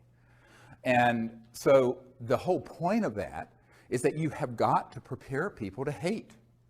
So, you know, it's not politically correct to hate someone who's African American if you're white, or if a gay person if you're straight, or hate women if you're a male, or Jewish person, but it's completely okay to hate an entire planetary group of people, whether they're called grays or greens or purples or whatever, because they know that humans have within them this flaw. And it's in the primate monkey mind that is the root of tribalism. And I want to deconstruct this for a moment. We are 98.5% identical to chimpanzees and gorillas. And chimpanzees and gorillas do organize into troops and into warring sects that kill each other. And it is usually based on slight differences of whether territory or appearance. And this can be exploited by demagogues, whether it's religious demagoguery, racial demagoguery, sexism, homophobia. Just pick it. Well, the big one is interspecies. So the next one is, let's get everyone prepared, and we can use these images, just like Hitler used the image of, the blood libels of Germany, portraying Jewish people as grinding up children for matzah meal, and this outrageous stuff that was propaganda. No, this is all true. Go look it up. Unfortunately, most people don't know any history, but if you go look up the history of World War II, there was a foundation built for years for the Third Reich. That's what the Fourth Reich is doing, this secret government. And they've done it very well, extremely well. Now, I met with a man who would not come forward, who was on one of these early abduction squads. Now, don't get me wrong, not everyone who's had contact has had a false abduction happen, but the whole thing's been commingled. I've had contact, but it wasn't an abduction. So what I tell people is that if you mix this together and people don't know that there are two distinct things going on, you think they're all the same phenomenon when they are not. And this man said in the early days, before they had these programmable things that look like life forms, that look alien, they would use little guys that were short and do a Hollywood mask and suit on one of these anti-grav devices. This is back in the 60s and 50s, 60s, 70s, and abduct people. And so they started this program a long time ago. And it's very easy to do. Very easy if you understand the technology. Now, this is the other problem.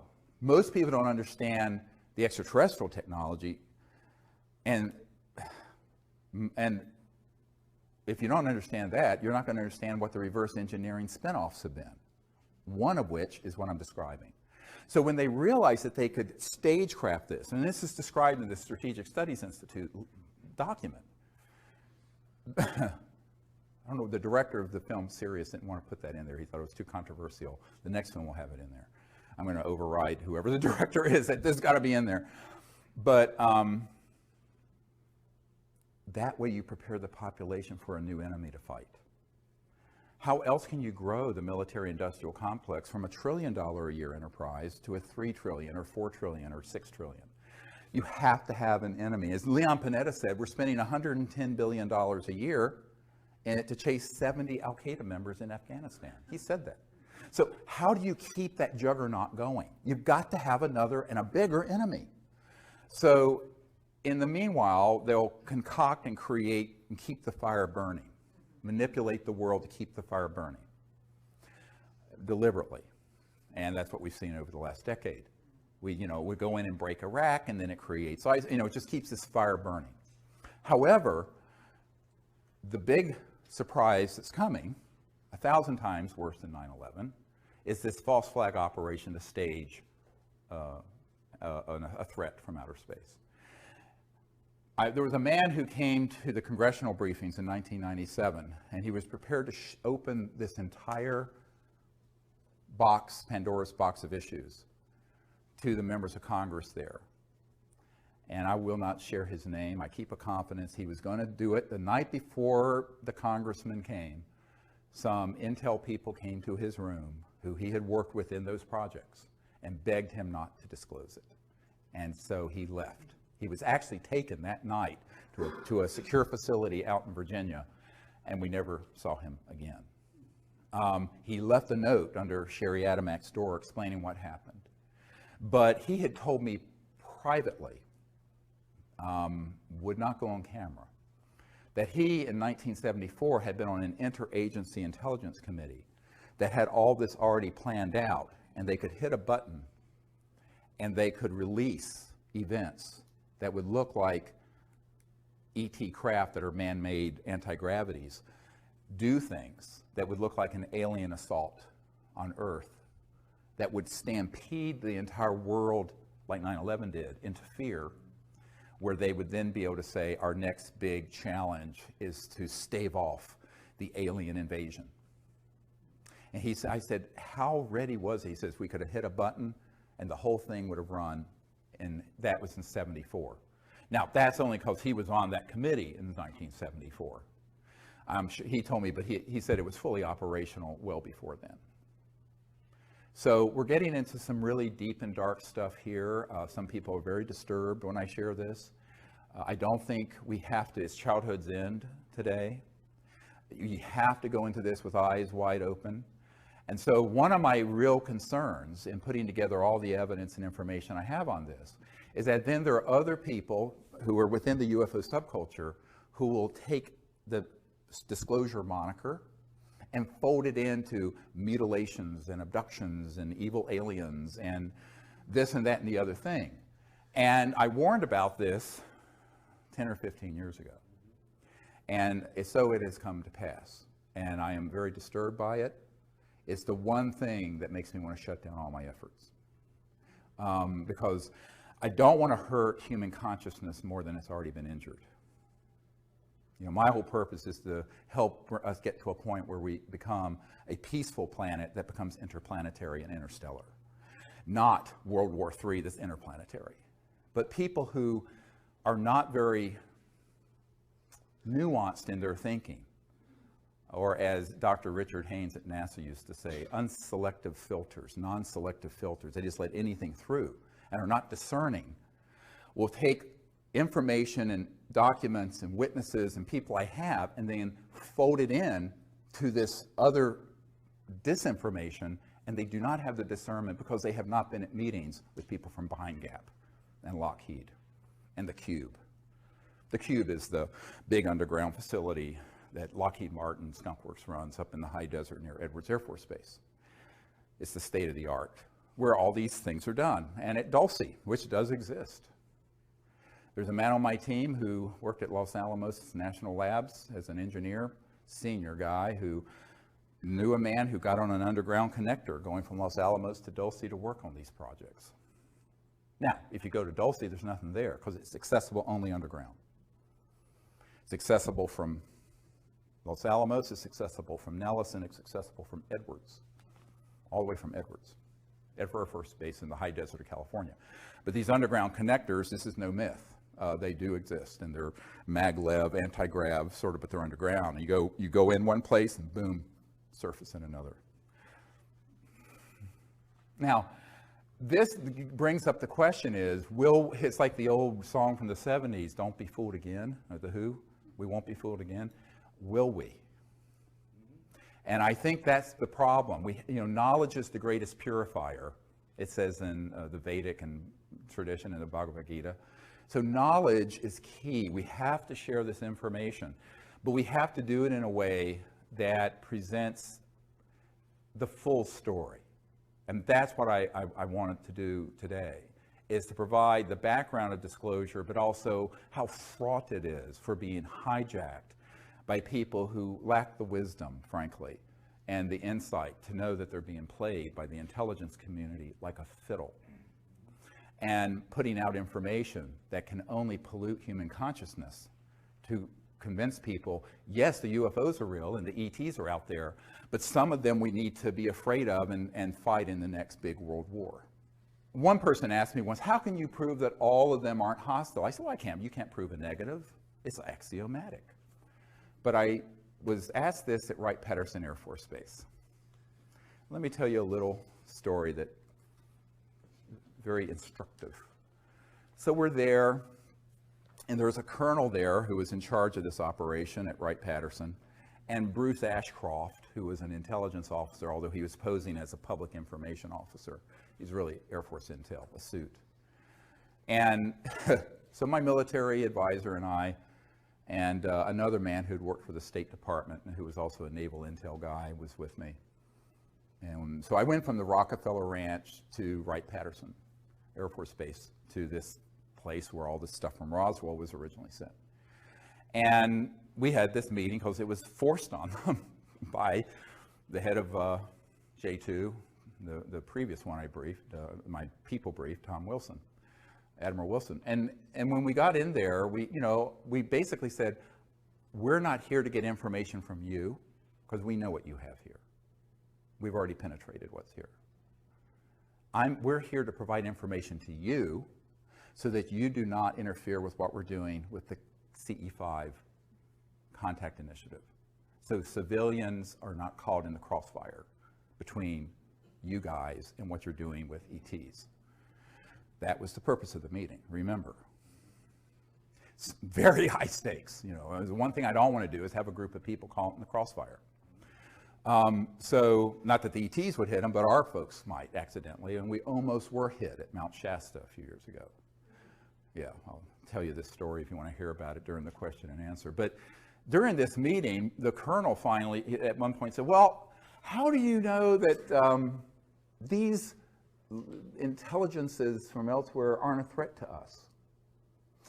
I said, well, sir, given the galactically stupid things we have been doing, chasing them, firing at them, developing laser, particle beam, and other weapon systems, and knocking enough of them down that you've been able to reverse engineer them. If they were hostile and they have interstellar transportation technologies, it would have been point, set, match, over in 1945, about the time we developed the atomic weapon. The fact that you and I are having this conversation and breathing the free air of Earth is abundant testimony to the fact that they are non-hostile, even if they may not be pleased with our stupidity. Don't get me wrong, I'm not saying that these civilizations are altogether in thrall with what's going on this planet. Who would be? Take a look around. But if they were overtly hostile, it could be over in a nanosecond. Because let me explain to you what the technologies are. Okay, all of you have looked at video games and Star Wars movies and Star Trek and other rubbish. So, okay, wipe your mind clean of all the rubbish that Hollywood puts out. Now let's get into some real science for just a minute.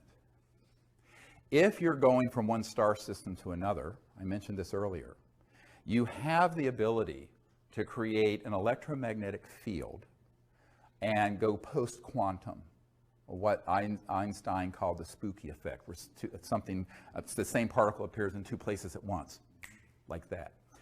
And it has to do with non-locality in physics, the non-local cosmos, and other dimensions. But the power associated with that under a controlled circumstance is almost infinite. And if you were to take that knowledge and weaponize it, you could take a planet, target it, turn it into a pink mist floating through space instantly. It would not be a bunch of little laser guns going like this, like you're playing, So if these civilizations have gotten here, by definition, they're interstellar. And if they're interstellar, they're transdimensional. And if they're transdimensional, they have technologies that would make our hydrogen bombs look like a Tinker toy.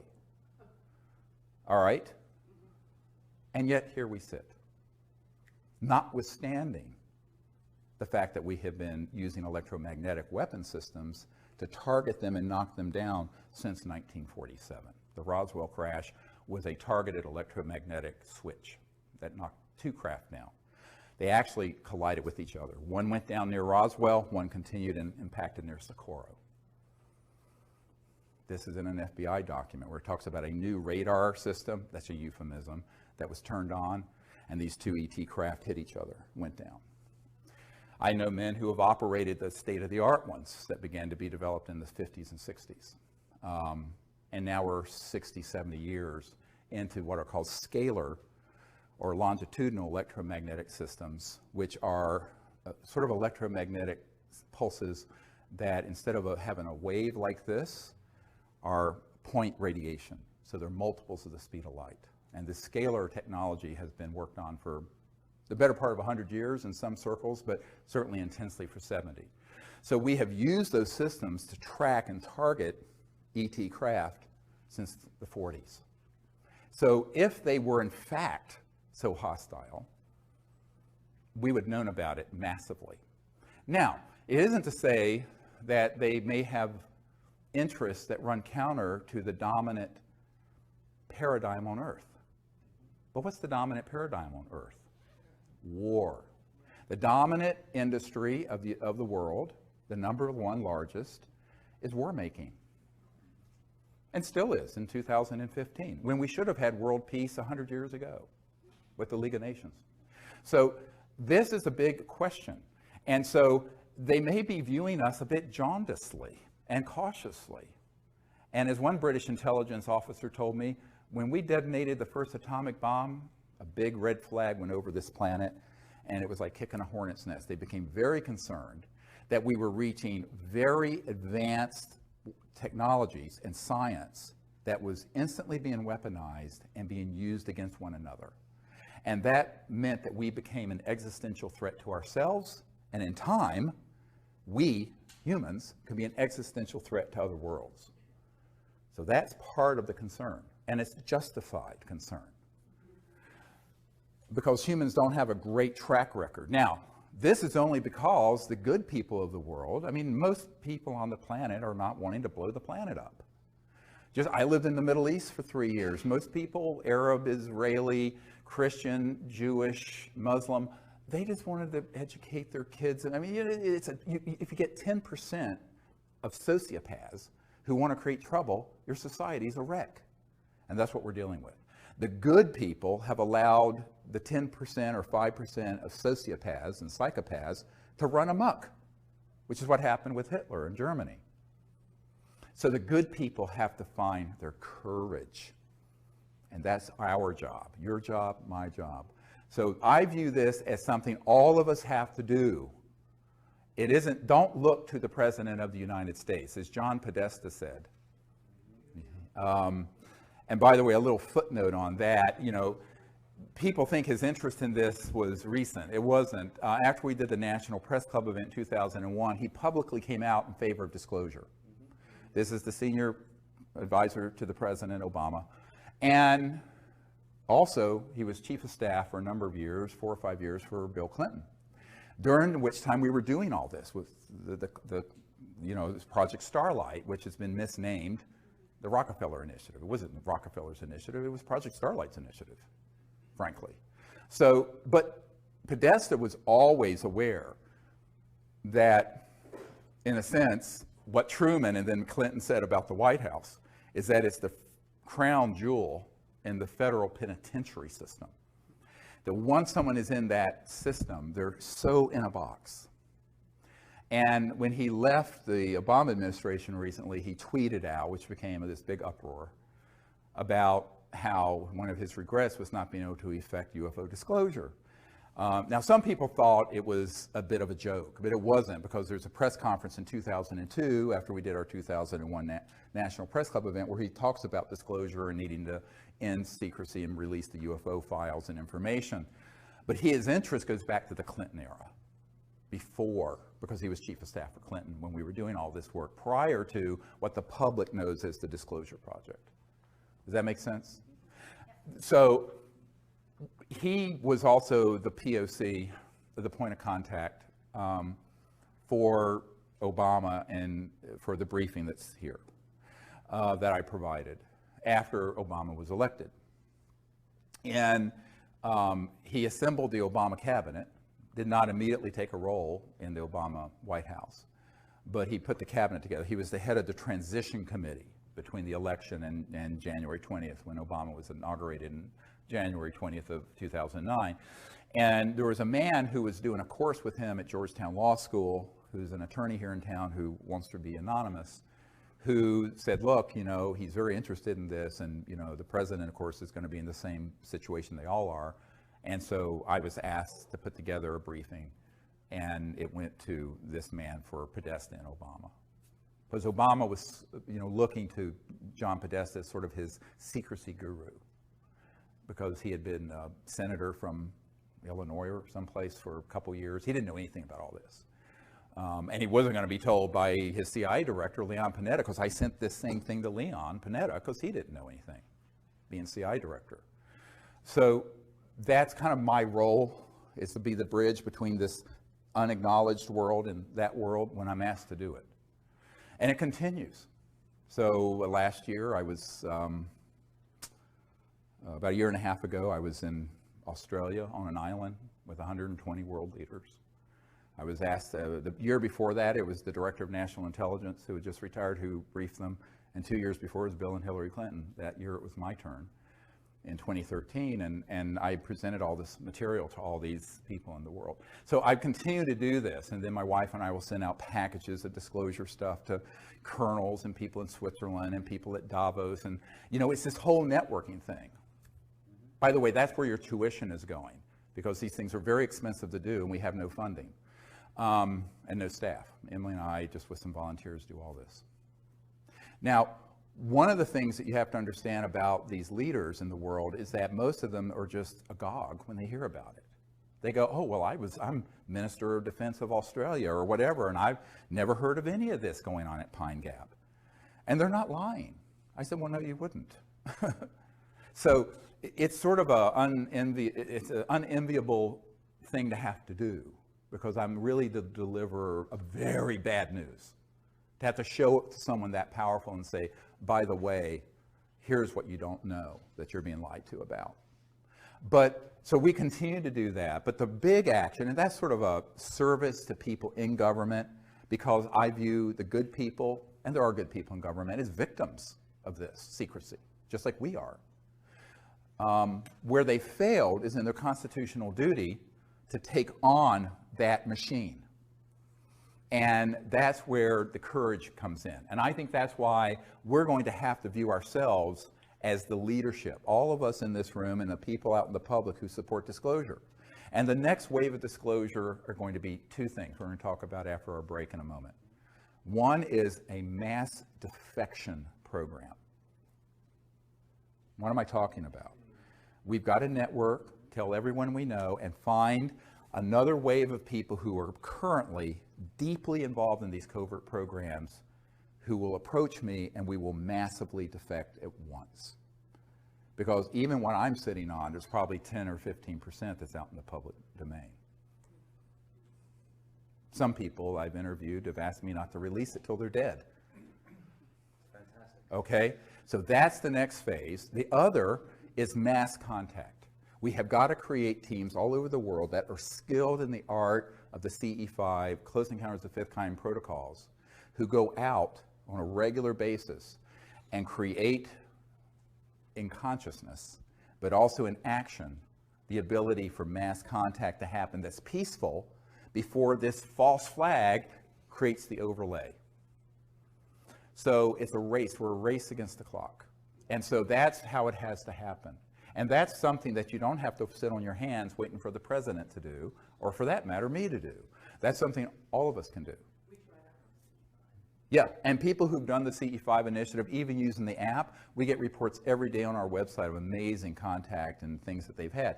So if more and more people start doing that, the ETs are going to get the message that not everyone on planet Earth is sleepwalking. See, they need to see that. Now, people have asked me, Larry King asked me, why don't they just land on the White House lawn or their Super Bowl game? I said, yeah, they could do that. But all that would do would trigger mass panic, because these folks in the intelligence community would say, we're being invaded. We need to fight them. They know not to hit that tripwire. They want us to invite them and create the correct atmosphere of universal peace in consciousness and action to make contact. Then they'll come. We build it, they'll come. They're here anyway, even when they're invisible, because most of the time they're shifted beyond the speed of light and you can't see them anyway. This is what I'm going to talk about in LA at this workshop I'm doing in Glendale.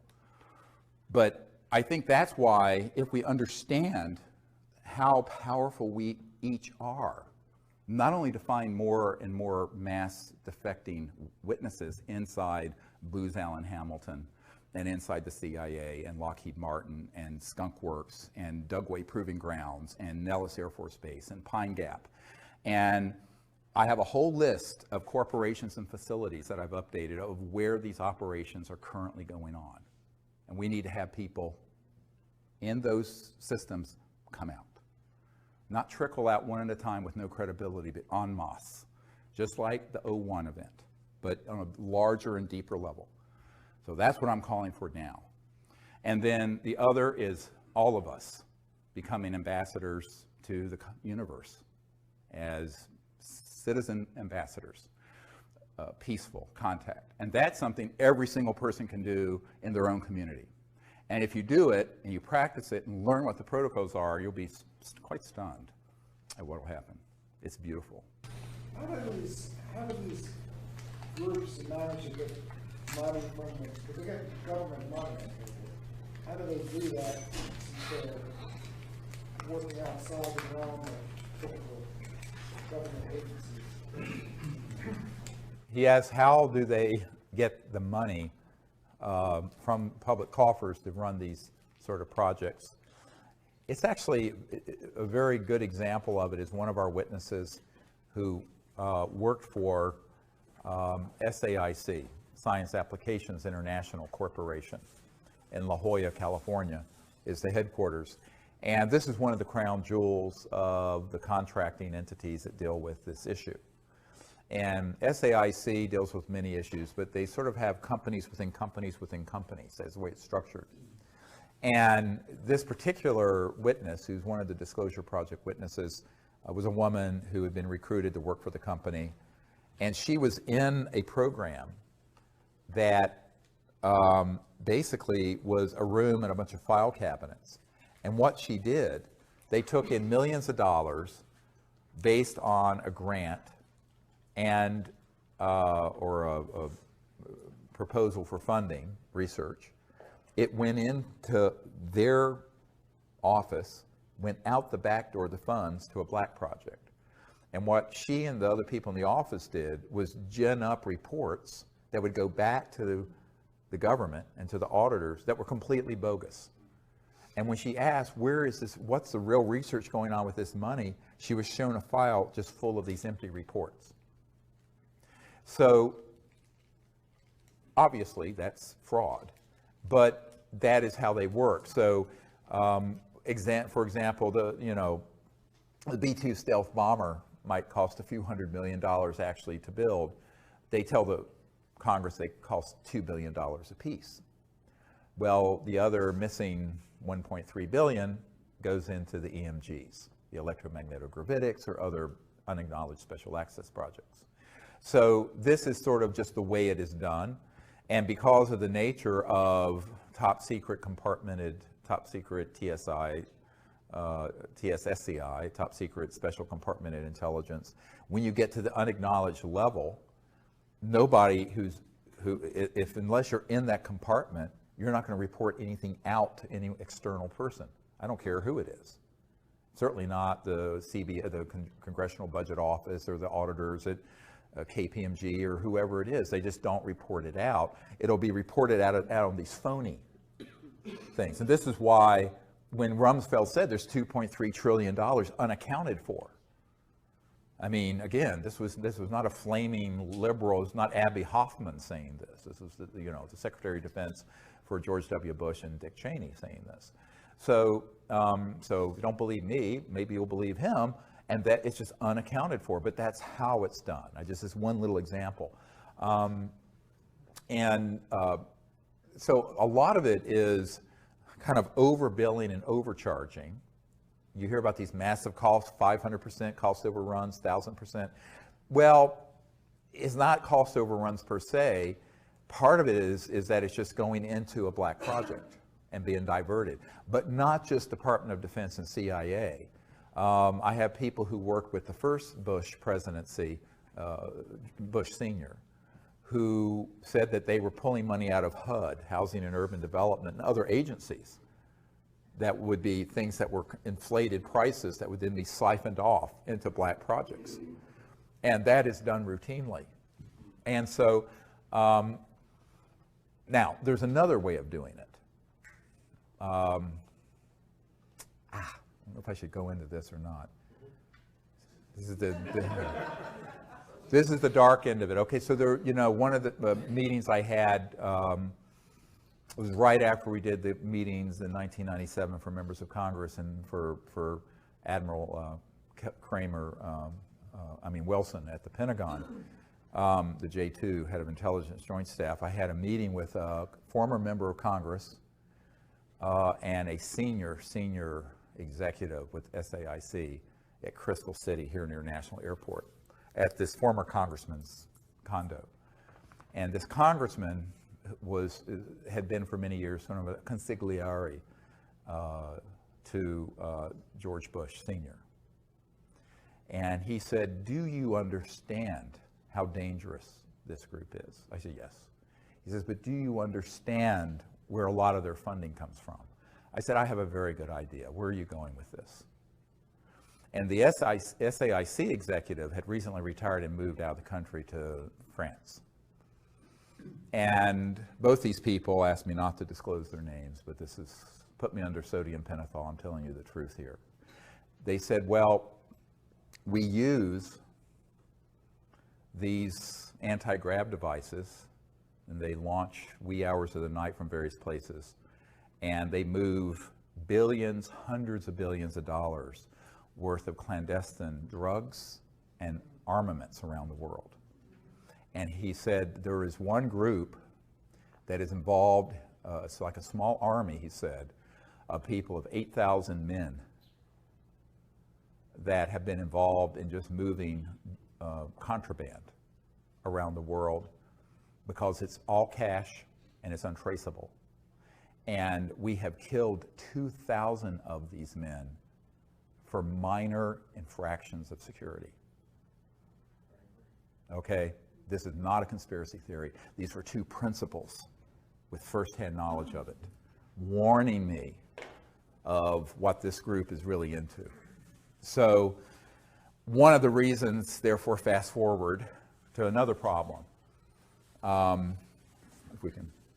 If the drug war has been created so that by making it illegal, it not only keeps it criminalized, but it creates a domain where so these super black illegal operations can kind of pluck the low-hanging fruit and have a very large, I'm talking hundreds of billions of dollars of funding by being kind of integrated with these criminal enterprises.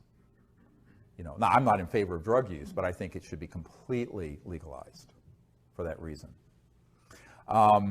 And that would just suck all, it won't be. Now, they'll wrap themselves in morality and public health and all this other stuff. They could care less. I mean, you know, any kid, any middle school kid can go to anywhere and get any drug they want in the DC area or even out in Virginia in the rural area I live in. It's so that it creates their own little monopoly, and it does. And this is not a conspiracy theory, because I have met with the principals who were involved in those operations. So that's another source of funding. Now, there's another source of funding. So we have the black budget of the United States government, 100, 200 billion a year. You have this clandestine and very dark criminal enterprise running drugs and armaments. And then you have another source, and that is, I call them the corporate spin-offs. Pieces of junk like this.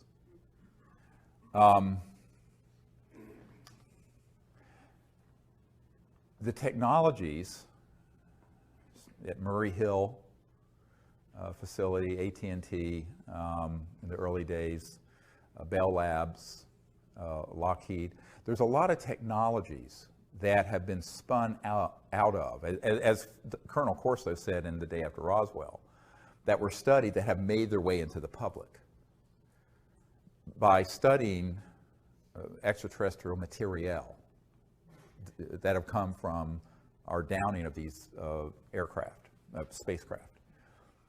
those end up going first into these unacknowledged projects, but then they get moved into their corporate partners and then get monetized as a product. Fiber optic, integrated circuits, computerization, miniaturization, special material sciences, a lot, night vision technology. A lot of these things came out of those classified projects that were studying ET technologies. Now, what they've held back are the energy generation and propulsion systems, but they have monetized and become enormously wealthy through these others that have been monetized. Now, we, the taxpayers, have paid for that research, but it ends up getting a patent and gets spun out as, look what we invented.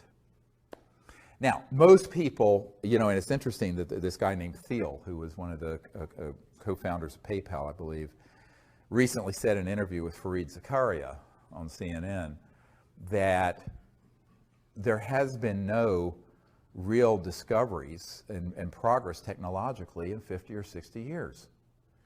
And this was on CNN. It still takes you the same amount of time to go from JFK to Paris now as it did in 1964, 50 years ago. And that basically what we've done is sort of tinker around the edges. Now, I know people, when they hear me say this, the people in Silicon Valley and who think they're high tech with this, I mean, we had telephones 100 and some years ago, so are just like appalled. I said, yeah, but the internet was developed by DARPA, the Defense Advanced Research Projects Administration. The technologies that are in here were spun out of these covert programs, and then people innovated them. They did innovation and applications, not discovery. So, and if you come up with a fundamental new discovery in science and technology that is really disruptive, i.e. free energy or something like that, it will be confiscated, either under a national security order or if it goes through the patent process through the patent law provisions for seizure. And if not that, they'll just flat out take it and tell you to be quiet or else.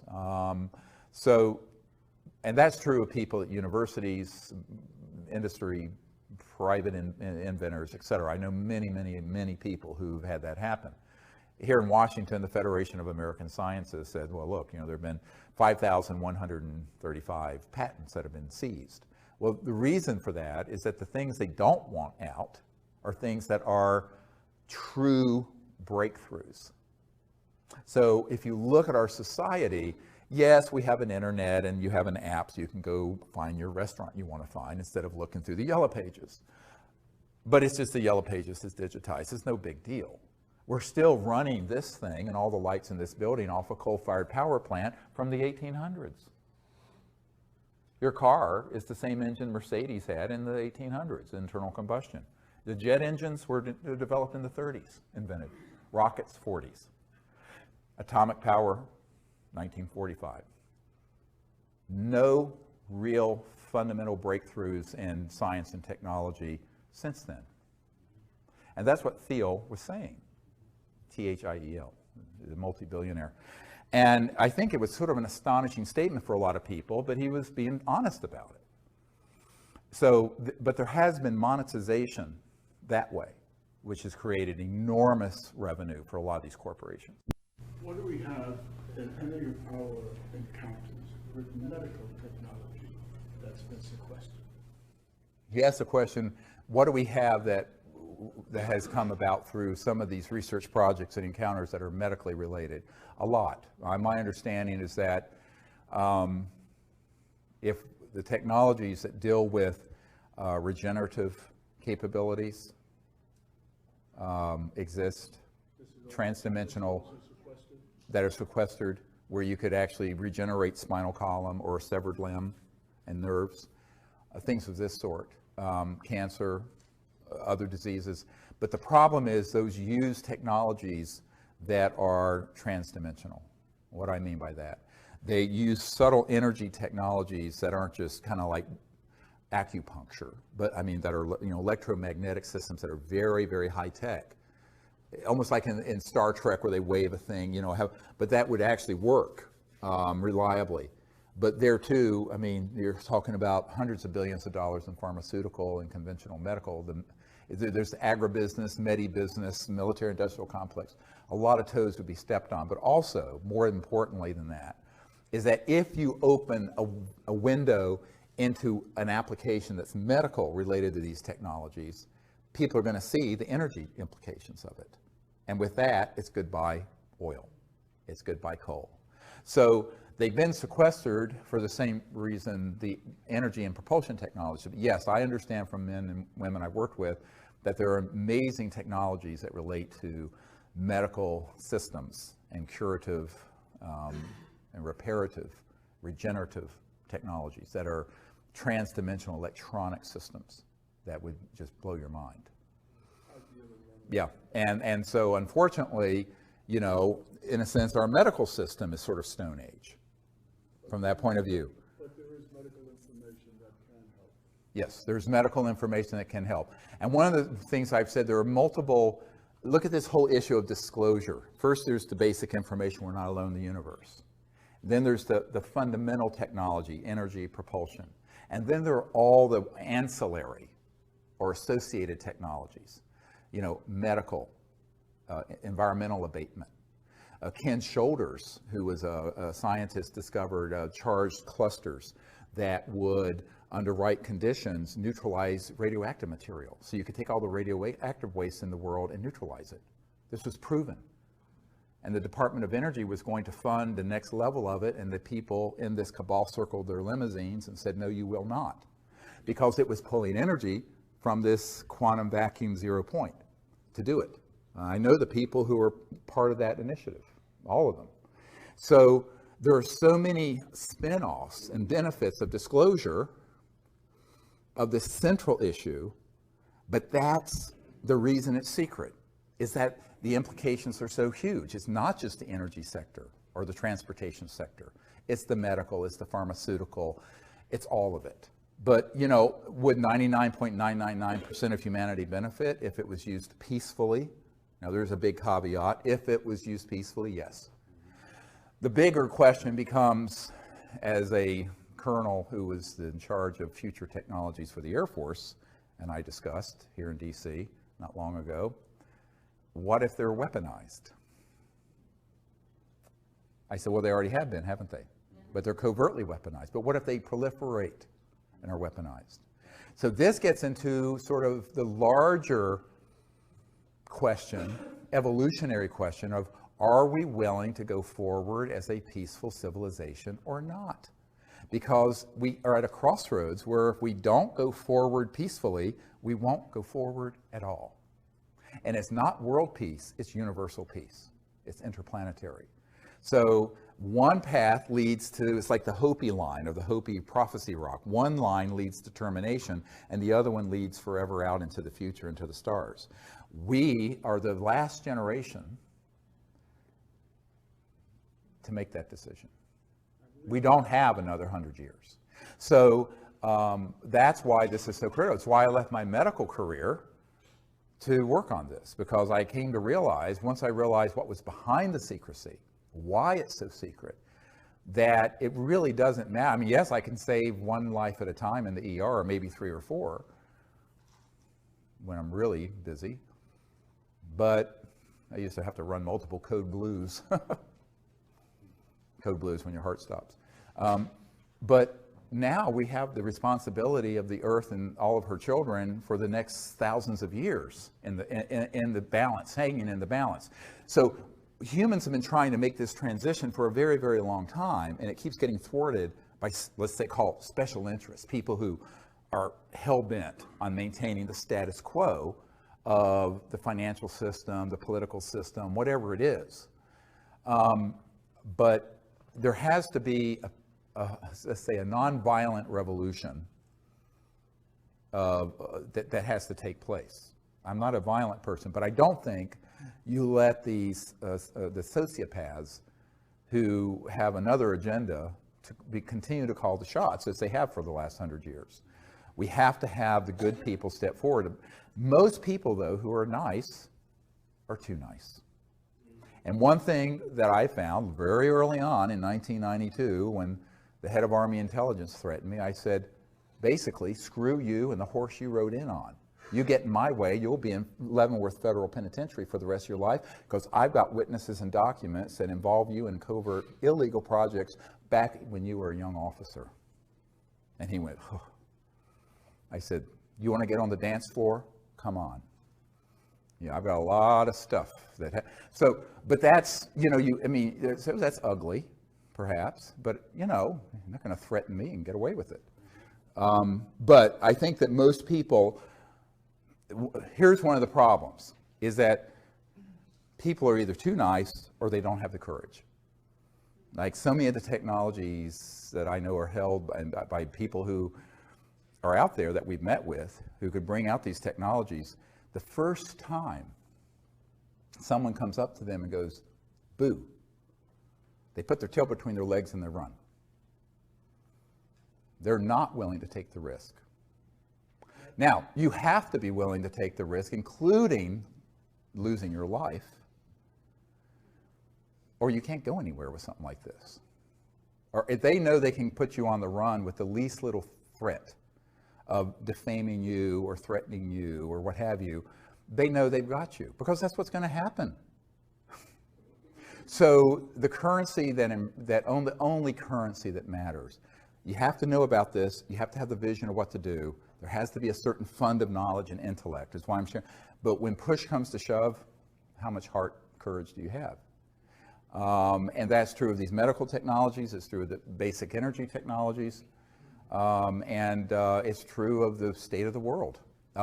So we have to find our hearts, we have to find our ability to come together so that the good people of the earth prevail over these sociopathic folks who have a eschatological agenda, who love, sort of endless war and have the sort of the crescendo happen with some sort of bizarre, Armageddon type thing. Now, of course, if they keep fooling around, they may get their wishes, because the earth isn't going to be able to endure 7 billion people living like we do indefinitely. I mean, we have both polar ice caps melting, and the equilibrium of the earth is becoming, including the magnetic field, increasingly unstable. So this instability is going to increase and not decrease if we stay on the path we're on. It's like the old saying, unless we change directions, we're likely to end up where we're going.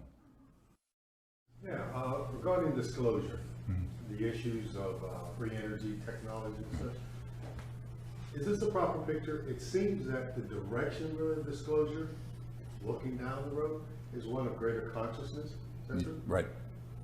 That's what you're really looking for. Well, yeah, he's asking, is the big picture about disclosure is greater consciousness. It's not just greater, it's the correct consciousness that can support a peaceful application of this. And also a new way of, as Einstein said, no problem is ever solved by the consciousness that created it. And the problem of endless war and the problem of taking every advance of technology and turn it into a new type of club to hit someone in the head with, this is a big problem. And as this colonel in the Air Force pointed out, these technologies would enable someone in another country to deliver a payload in less than a second from the Middle East to Washington. Think about it. Okay, so all technologies can be weaponized. Now, in covert programs, they already have been. But so on the one hand, we have to acknowledge that there's this secrecy. It needs to be overseen properly. But the disclosure is when the work begins. When this information is fully out there, including the technologies beginning to come out, we're going to have to completely change the way the world thinks and works. Now, it's going to have to be a world of collective security, where if there's anyone, anywhere on the face of the earth, that weaponizes and tries to use these technologies for harm, they are stopped by all means necessary. And I mean all means necessary. Could we do it? Yes. Now, do we already have the means to monitor and enforce that? Yes. Why haven't we? Because they want to subvert world peace by keeping endless war going. Because war, for the recorded history of the human race, has been the central organizing principle of every city, state, and nation. And they don't know what to do. How do you organize people if all of a sudden there's world peace? So, an interplanetary peace. So, I always point out, we don't want to have a unified, peaceful world in order to have interplanetary war. Now, this is the going backwards a big step, not forward. So, but that is the biggest jump in human consciousness we've ever seen. And it is a spiritual and social, psychological issue more deeply than it is a technological or information one. Absolutely, 100%. Yes, sir. There's so many people now worldwide working on zero-point energy. It almost feels like the genie's out of the bottle, and the forces of be cannot possibly contain all of them. What is your view? Are any of them close? Yes, so there's so many people working on zero-point and similar approaches, and the genie's getting out of the bottle. Can they contain all of them? And is anyone close? Yes, they can contain them, and yes, there are people close. In fact, there are people who have them. Let me give you one example. We believe there's a fellow named Rossi in Italy who has a device that generates apparently over unity excess energy and heat. Although no one knows the mechanism of action, he's keeping it a trade secret. Very big and probably fatal error. The people I've met with who have developed these systems have all either taken it to their graves or had them confiscated before they can get out to the public significantly because of some central strategic errors that have to do with the idea that they're going to be able to handle that technology like you would a new app or a new Silicon Valley computer system. When you're dealing with something like this, it has to be done completely openly, open source, and you have to have millions of people know what's happening in real time. Stan Meyer took his knowledge to the grave. You know, if you look at the workshop I did about a year ago here, is that there have been literally hundreds or maybe thousands of people who have discovered this same effect, and they've all made the same set of predictable errors based on their handling the technology as if it were conventional technology when it is not. And so I would say, yes, there are people out there who are working on it. Some, I believe, have. I have a friend at Stanford University who knows a man at the National Security Agency who confided that they're tracking what Rossi is doing very carefully, which indicates to me where there's smoke, there's fire. If Rossi's listen, heads up. So, but strategically, tactically, and strategically, he's handling it in a way that guarantees failure.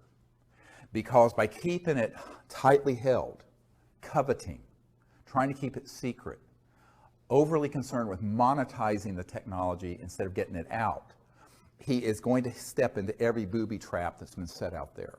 And the chances that it will make its way out to the public is infinitesimally small. And that's not just true of Rossi's technology, but of every other person who has that same idea. Again, it's because the system exists to hoover up, suck up all those technology and sequester them. Now, I just recently learned in the last couple months of a man who was working with a group of investors who was funding a man up in New York at a university, a professor, a physicist, who had discovered how to take just natural gas and burn it so there was zero carbon and 100% utilization. That technology was going through the second round of funding and was bought out by a division of the Army and black shelved. This is fairly recent. There was another technology he was working on dealing with batteries. And as you know, like Tesla Motors has like 900 pounds of lithium batteries in that car. It's a very inefficient system. We have a Chevy Volt that it runs on our solar farm out in the country. But it's incredibly backward technology. And a group had developed a battery that was, instead of 900 pounds, 100 pounds that would charge in 15 minutes. That would take but it was so radical that Tesla and some of the other groups had put together, I think it was about $1 billion between two different groups to acquire it, and British Petroleum came in, bought it for God knows how much, and black shelved it. This is fairly recent. So these are not conspiracy. This happens every day. So if you have a technology and you go the conventional investor route, funding route, patent route, intellectual property route, it's DOA, dead on arrival. Now, we've seen this over and over again, going all the way back 100 years. So, you know, the definition of insanity is doing the same thing over and over again, expecting a different result. All right? So what I want to say to these technologists and inventors is that don't keep making the same mistake. But ultimately, the money factor and the greed factor and the power factor, people wanting power and money and da-da-da, they really think they can just like be like the next Facebook guy or the next, you know, Standard Oil, Rockefeller family. That thinking is what ends up being their Achilles heel. Because ultimately, it ain't gonna work that way. And someone's gonna have more money and power than the next person has, and they're gonna buy it out. Or it's gonna get sequestered through a national security order. So the only way to do it that I can see is to do it openly, transparently, in real time. Every step of your development is uploaded to the internet, which is my proposal for the energy research and development program we want to do. Well, we don't have the funding to put that together. But if I were just to be put on the advisory board for these new energy researchers, I would say that's the first thing you have to do. The problem is many of them are trying to get funding from people who want to be able to get a return on their investment. So that gets into the question of you have to find people who are true angel investors who want to put the funds in, and they may never see a penny out. But that's very, very hard to do because, you know, it's the golden lamb sort of thing. And that's the real problem. And I think that until we learn that lesson that the last 100 years of experience has given us collectively, we're going to keep making that same mistake. And all I can do is advise. I can't force folks to do it. And we'll see. I would like to see someone make it through that juggernaut. But I'd be very surprised if they do, using the strategies of conventional business, intellectual property, finance, and investor concepts. I've been following your work for a lot of years, and particularly that video that you put out, where there were like 400 or some people that worked for the government, and they all stood up at the podium and they spoke. I was amazed that you put that out there. But I read an article that you had put out talking about Buzz Aldrin. He had died back in November, and you put the article out about his death and how his family couldn't speak about. Oh, I think that was Neil Armstrong, actually. Neil Armstrong. Yeah. The first man to walk on the moon. Yeah. Exactly, and you said that when he landed, he saw something that he couldn't talk about? Yes. What was it? Yeah. This is a really great question about what really happened. You know, my uncle worked for Grumman, that became Northrop Grumman, and Grumman had the contract to build the lunar module. It landed, a funny looking thing that looked like a spider. It landed on the moon in 1969 on July 20th or whatever it was. The first two men on the moon were Neil Armstrong and after him Buzz Aldrin. Yeah.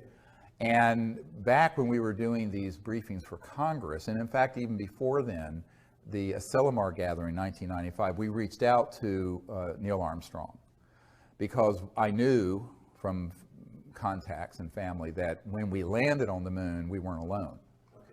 And that Neil Armstrong, there were two people who've been on my team for many years who were good friends of his family. And so we reached out to him and invited him to come to those events, and he politely declined and told us that it was made very clear to him and the other Apollo astronauts who witnessed this first event, where when we landed at the crater on the moon, the rim at the top of the crater was, quote, crowded with UFOs, craft that were up there, multiple of them, and that these were filmed. And that I know people personally who've seen that film footage, and that That's why the film footage that came back to the Earth, and we did go to the moon, but some of the footage, it doesn't make sense because the flag is moving. Now, the reason for that, and this is where people say we didn't go to the moon, it was all hoax and filmed in a basement up in New York.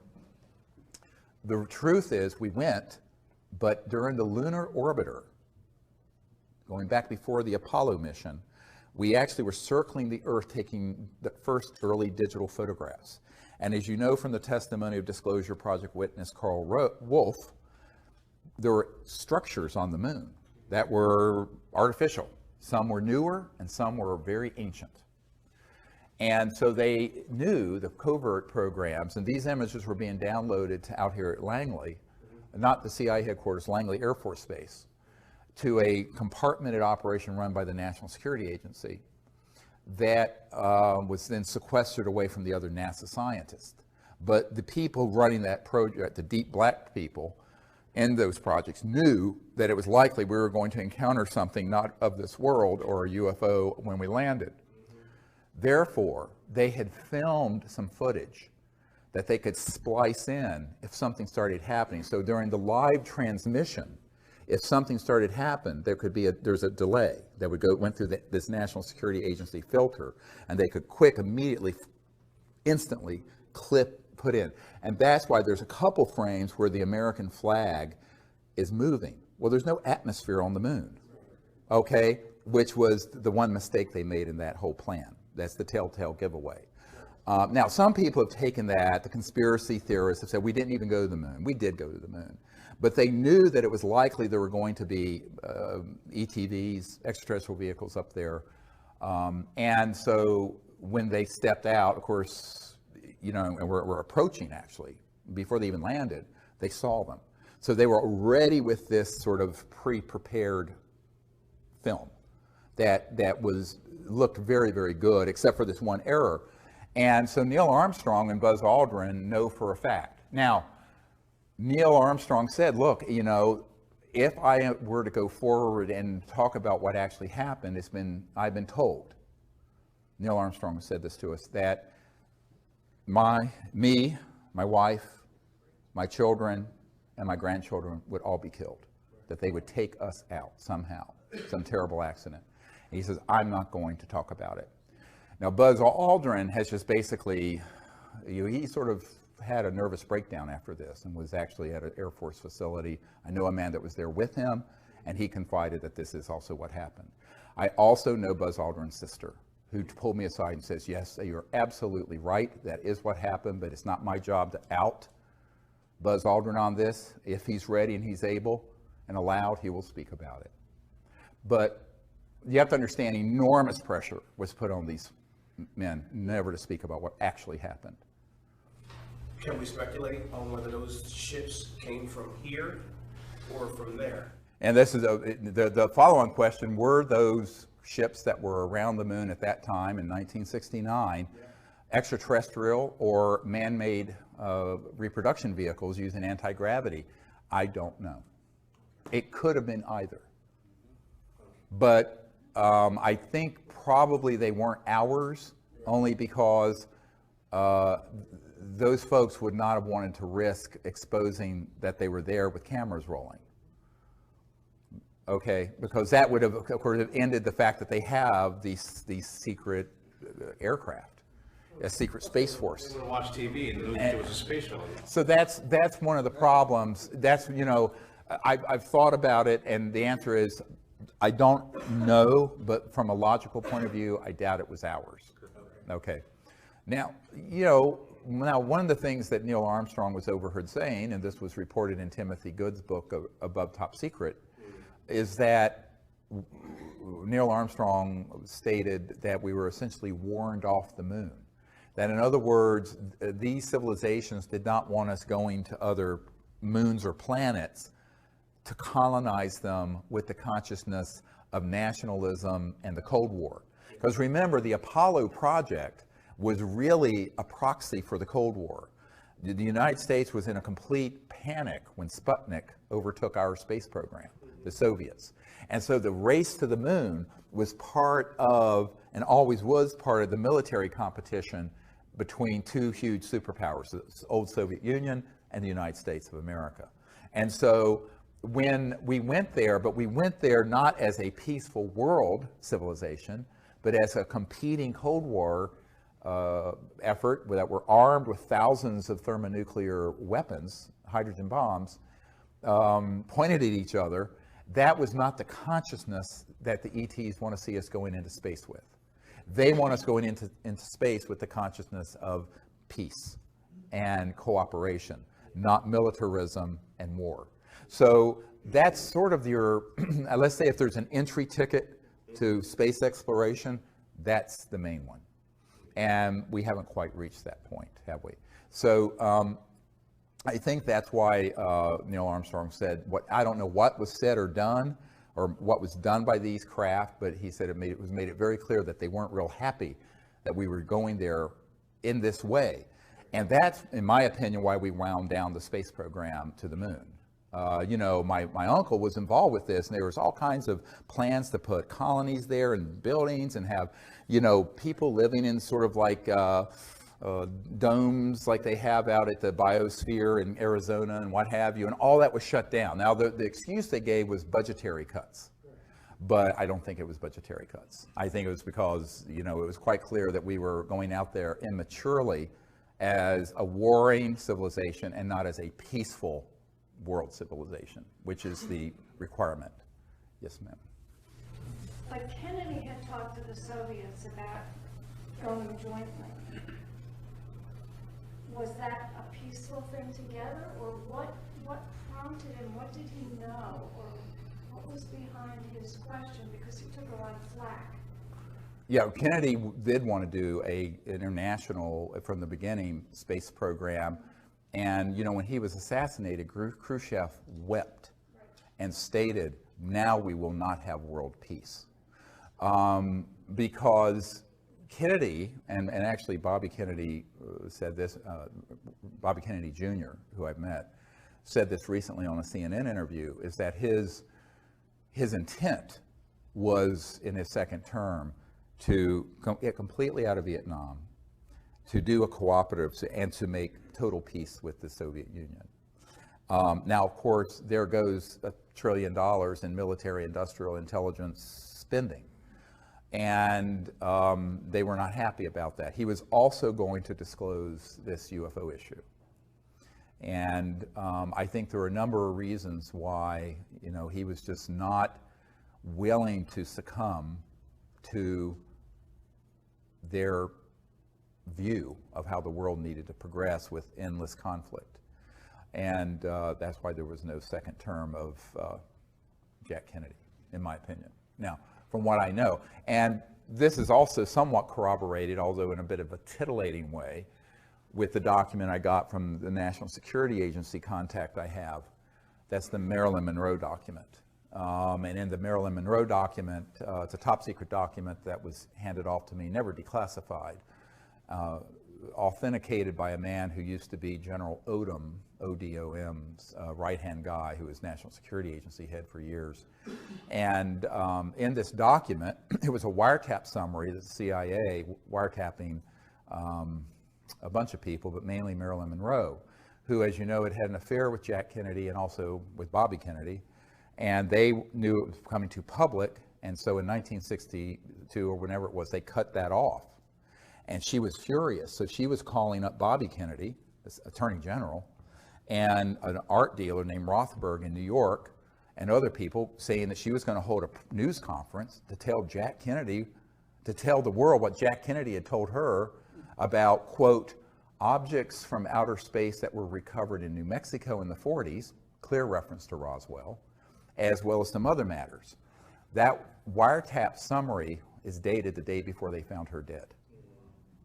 Now, when I brought this up to, there was a famous actor and singer named Burl Ives, who used to be on our executive committee, and he was friends with Marilyn Monroe and Elizabeth Taylor. And Burl Ives, when I showed this document to him, he says, he just held his head. He says, we all know Marilyn was killed and that it wasn't an overdose. We didn't know why.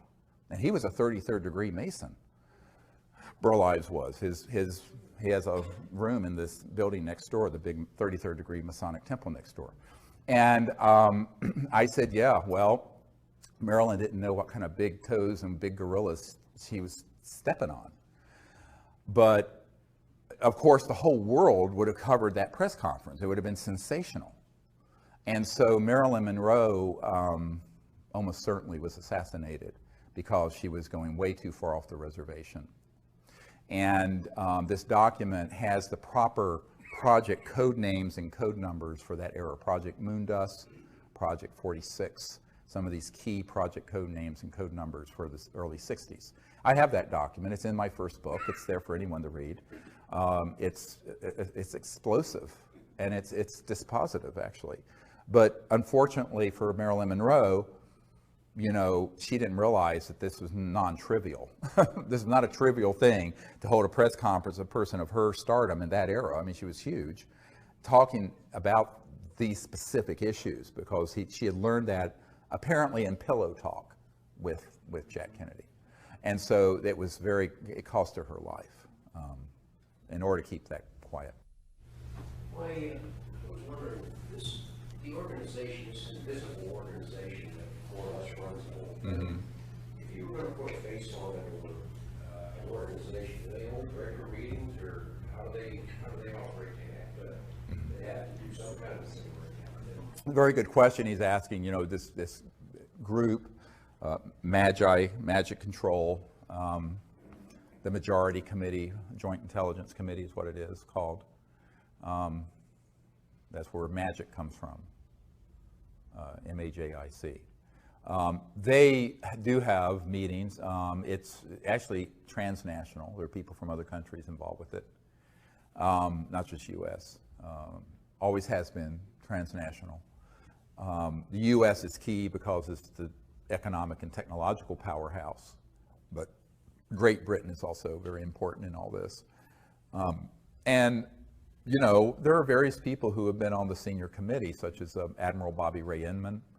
I know for a fact he was the head of the National Security Agency. Prior to that, he was Deputy Director CIA, and then he became a board member of Science Applications International Corporation. So I know a number of the people. I've met with some of the people who are on this group, including people who are deep covering the CIA and elsewhere. And former members of Congress and other SAIC executives I've met with. But, you know, it's also very compartmented. So in other words, you may have 200 or 300 people in this group that are the sort of committee, but even within that, it's a pyramid, and there's compartments within it. Not all of them know everything going on. It's not like it's an all-access pass. And some have gone rogue, splintered off and kind of gone rogue, even within the rogue. Rogues of the rogue, if you get my drift, which is why it's so dangerous. You know, I could draw a whole diagram of it, but you can kind of imagine some of the key people. You know, more recently, General Michael Hayden has been involved with that committee, who had been NSA head and CIA director. So some of these people are known in the public, most aren't. And what I would say is that a lot of the folks who are in the corporate contracting world, what's called WFO, work for others, contracting are key to this. I remember years ago, right before I was going to have the meeting with the Clinton CIA director, I was in Arizona at the Wrigley Mansion, the Wrigley chewing gum people, but it had been bought by Jordy Hormel of the Hormel Meat Company. And there was a man who was a member of this MAGIC, this MJ12, they used to call it, group.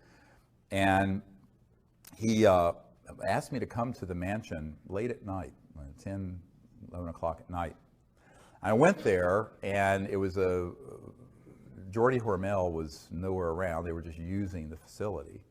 And this was a high-tech digital guy, and who actually moves around in the UFO subculture. And we were at this table. It looked like a big conference table, and all these suits were there and people. And they were basically, telling me that I was barking up the wrong tree, meeting with the CIA director. And this man pulled me aside and he said to me, the CIA director and president doesn't know about this, and they're not going to know anything about it. If you want to know about what's really going on, come talk to people like us. And it was a whole room full of folks like that. Spooky. And then it was interesting because, a couple years before, the former head of Army Intelligence had offered me $2 billion if I would stop doing what I was doing, close my operation, and join his group. He had a $2 billion slush fund out of Eastern Europe. And I said, no, thank you. And that was when $1 billion was a lot of money. And when I refused, and he went to my wife, tried to convince my wife that I should do this. But this was 2 years later, and this guy said, you know what? This is how they operate. We checked you out. You're a doctor. You have really good credit. Take out all the credit cards you want, and you can run all your operations, max them out each month. Because my group, we run the supercomputers that back up the global financial system, and we'll just zero them out every month. That's what he offered. We'll just zero all your credit cards out every month. I said, well, that's very nice of you, Jim, to offer that, but then you would own me, wouldn't you? Because you'd have a record. And I said, I'm afraid I can't. He says, no, we're just trying to help you out. You see how this works. That was in 1994, 93, and then 94. So they, I've, over the years had multiple of these sort of approaches, which is quite bizarre. And you couldn't make this stuff up. If you put it in a movie, people would think it was fictitious. But it is how they operate. So the corporate and contracting end is really a lot of where the action is with these large corporations and their compartmented groups. And then within certain agencies, there are select folks who are on this committee. So it's not all one thing, but they do have meetings, and it's evolved over the years. My understanding, I was told this some years ago, that about 70% of that group favors what I'm proposing. But the other 30% who are the really violent ones are opposed. And they don't mind killing one of their own, like Bill Colby. Bill Colby was in this group. He defected, but he did it alone. And he was going to make a run at the crown jewel of what they were keeping secret, and that's the energy technologies. And that, as I mentioned, that week they found him floating down the Potomac River. So I think that was in 95 or 96, but I think this is why, I've had some very tragic things happen in my life, if you read between the lines, and that's why I decided I had to find other ways of doing this where we don't increase this body count. Yeah. Yes. Okay. First thing, sorry about my terrible accent. No, you're fine. Okay, so this is an important and personal question for you. How the ET choose you and how they decide you are the right person for making contact. And if that happened and they contact you after that, what to do? She's asking how the ETs choose, not me, but you, a person in general, to make contact. I think that there's a saying that's been, I think, inappropriately translated.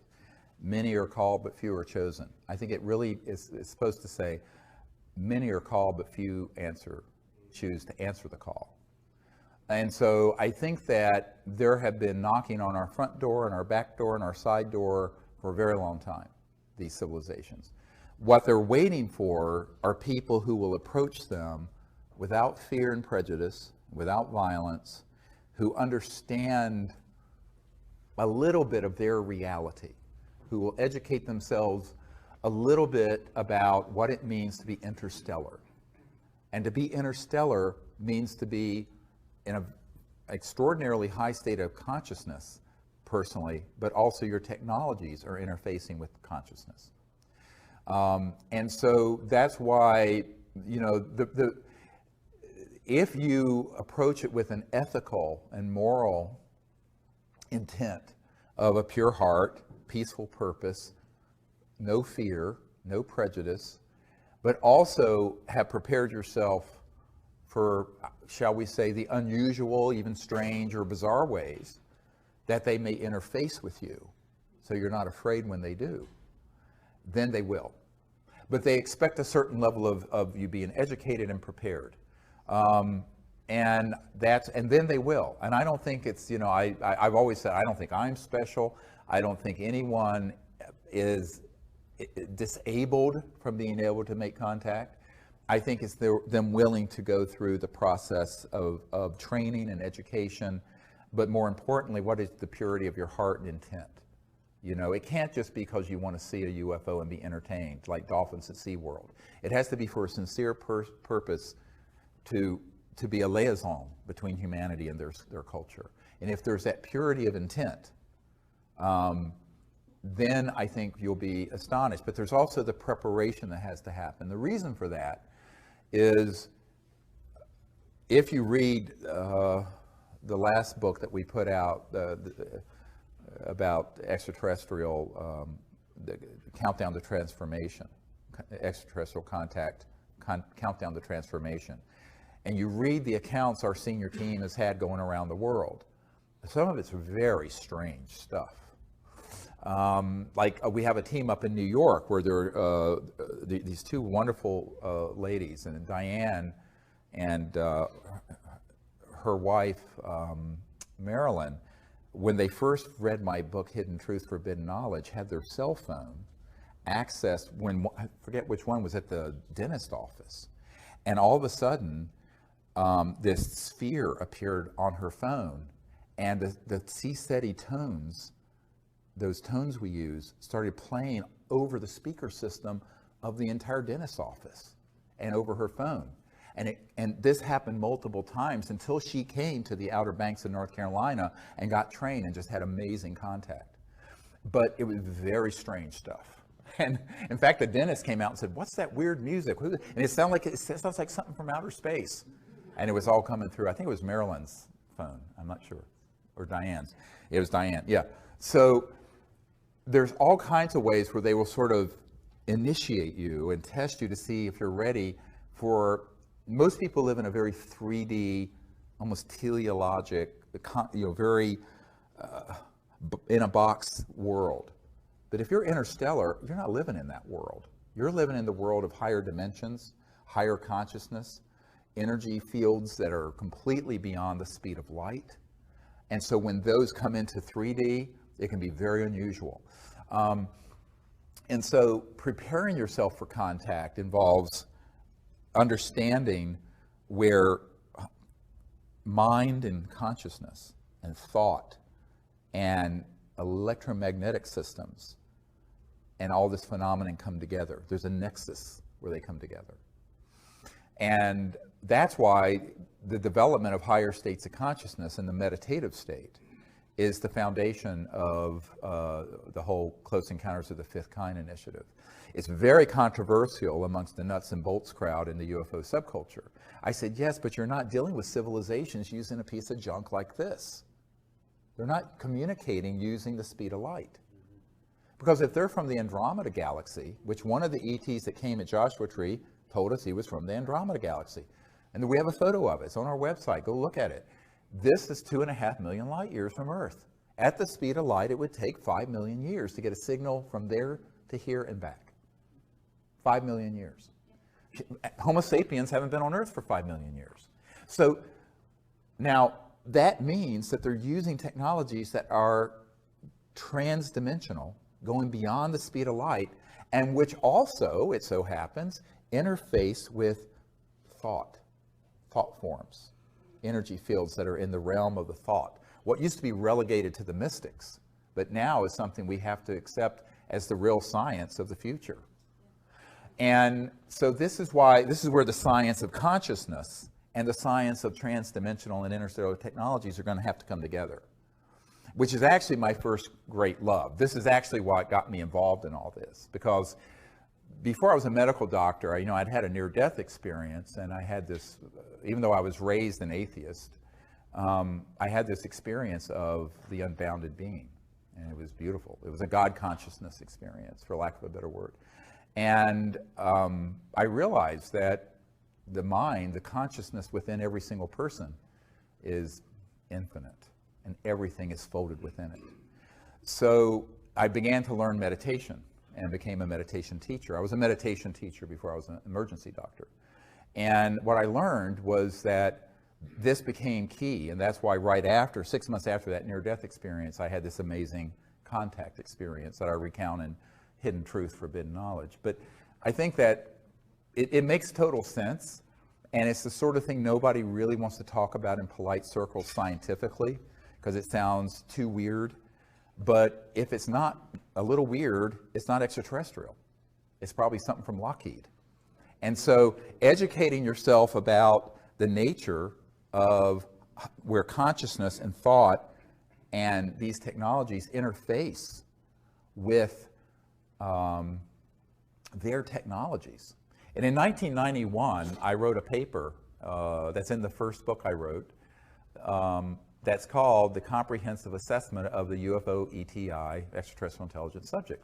And in it, I talk about technology-assisted consciousness and consciousness-assisted technologies, where the mind interfaces with these both ways, where the mind can interface with technology, but also where technologies can augment and project thought and awareness more accurately. And that's what these civilizations had. I got a call from a senior aerospace engineer at McDonnell Douglas Aerospace that became part of Boeing Phantom Works. They had their own Phantom Works, became part of Boeing covert programs, but it was still McDonnell Douglas back then. And he said, "How do you know this? This is the most accurate assessment any of us have ever read." And it turns out he had been on all kinds of committees, had known old man McDonald at McDonnell Douglas, and was on the Condon Committee to look into this at the University of Colorado in 1969. But he said that it's going to get you in a lot of trouble because it sounds a little far out there. And then he related me a story. He says, I was researching a case for McDonnell Douglas years ago, and it was in the Baja California in Mexico. And a craft had materialized, and this ET just appeared outside of it. And he had sort of a little black box, or rectangular box here at his solar plexus. And the person who had the encounter said that as clear as you would hear words in your ears, this being was communicating with his mind. And he was thinking back, and he knows that this device was receiving it and augmenting it and facilitating it. And it was going back and forth, all through thought. And he said that was a very, very solid case. He interviewed the people directly. And I said, well, that doesn't surprise me. I said, how else are you going to communicate interstellar? You have to go at the speed of thought, not the speed of electromagnetic signals. Now, this, of course, opens you up into the ridicule of the tinfoil hat crowd. But there is a serious science. And by the way, it is why the people at the science director at the CIA and other places know that we're onto the real thing. I had an NSA guy come up to me and said, they're very mad at you because you figured out the Rosetta Stone of contact. And it involves consciousness and thought, transdimensional physics. But it is also the thing that gets you in the most trouble the most quickly in the conventional world, mainly because the conventional world has been miseducated about science, technology, consciousness, religion, thought, everything. I mean, it's almost like everything you know is wrong. But or partially wrong. But that's where you get the preparation, is really in developing your state of consciousness and having this intent. And then you just go out there and put yourself at service. And if you say, I'll be at service to doing this, almost anything is possible. What are your thoughts on crop circles? And do you have certain messages you think that they're trying to send through these? Great question about crop circles. And by the way, just hold Colin Andrews in your thoughts and prayers. I got an email late last night that he is in critical condition and is at Yale University Hospital with a type of heart condition, and he is in really critical condition. He's the premier crop circle researcher. He's a really good friend since 92, 91. So, I was shocked to hear this last night. But I would say that, you know, the majority of crop circles at this point are hoaxed. However, the ones that have been authentic are really amazing. The problem is sifting out the noise from the sound. It's just like UFOs. You know, what part of it's man-made and disinformation and hoaxed, and what part of it is real.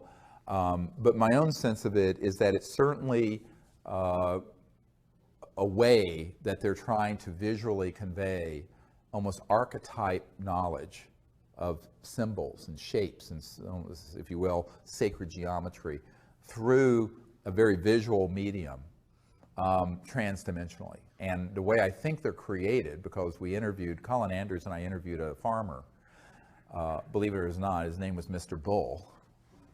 It's like, you can't make that up either, near Alton Barnes.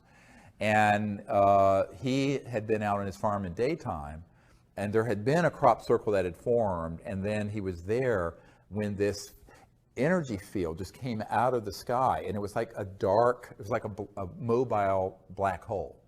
And it came down, and all of a sudden, everything started swirling and moving and bending down around it. And what I figured out by studying the real crop circles, and you know, the CSETI logo is a crop circle that we communicated visually to the ETs that they put into a field in 1992. And that whole story is a fascinating story. But what I figured out is that what they're doing is that they're augmenting or increasing the gravitational field over a certain area, over with a template, if you will, like a cutout, like a blueprint, electromagnetic blueprint, that then goes and lays this down very quickly. Now, the ones that are hoaxed are just smushed down, but these are very fascinating. And so if you can imagine creating a counter-rotating electromagnetic field that causes levitation, which is what anti-gravity is, in a certain resonant frequency, using crystalline materials and nanocrystalline materials. I mean, we know exactly how this works. But then reverse that. You're increasing the gravitational field, so you can have an object way out in space, and it kind of targets an area very specifically and can create this energy field that then pulls the crop down instead of lifting it up, but in a very specific pattern. It goes very quickly. And that's how we figured out how they're making it, how they're making the authentic crop circles. Yes? Are we finished? Have you heard of the Kesh Foundation and any of his work? Yes, I've heard of them. We've corresponded, and we've asked for, you know, evidence of proof of principal operation and never gotten anything. So we're still waiting to see if they have anything. It's easy to make a claim. Our requirement, as you know, for these energy technologies is transparent conveyance of them to us with transparent testing, but more importantly, third-party creation of the effect, which is the sine qua non of science. If it's not reproducible, it's not science. It has to be reproducible. And so that's what we've asked for, but we haven't gotten anything in response yet. So, yes, sir. You spoke about how difficult it would be for a craft to come down without getting shut down, that there are so many things in place that as soon as they would show up, somebody's there right away.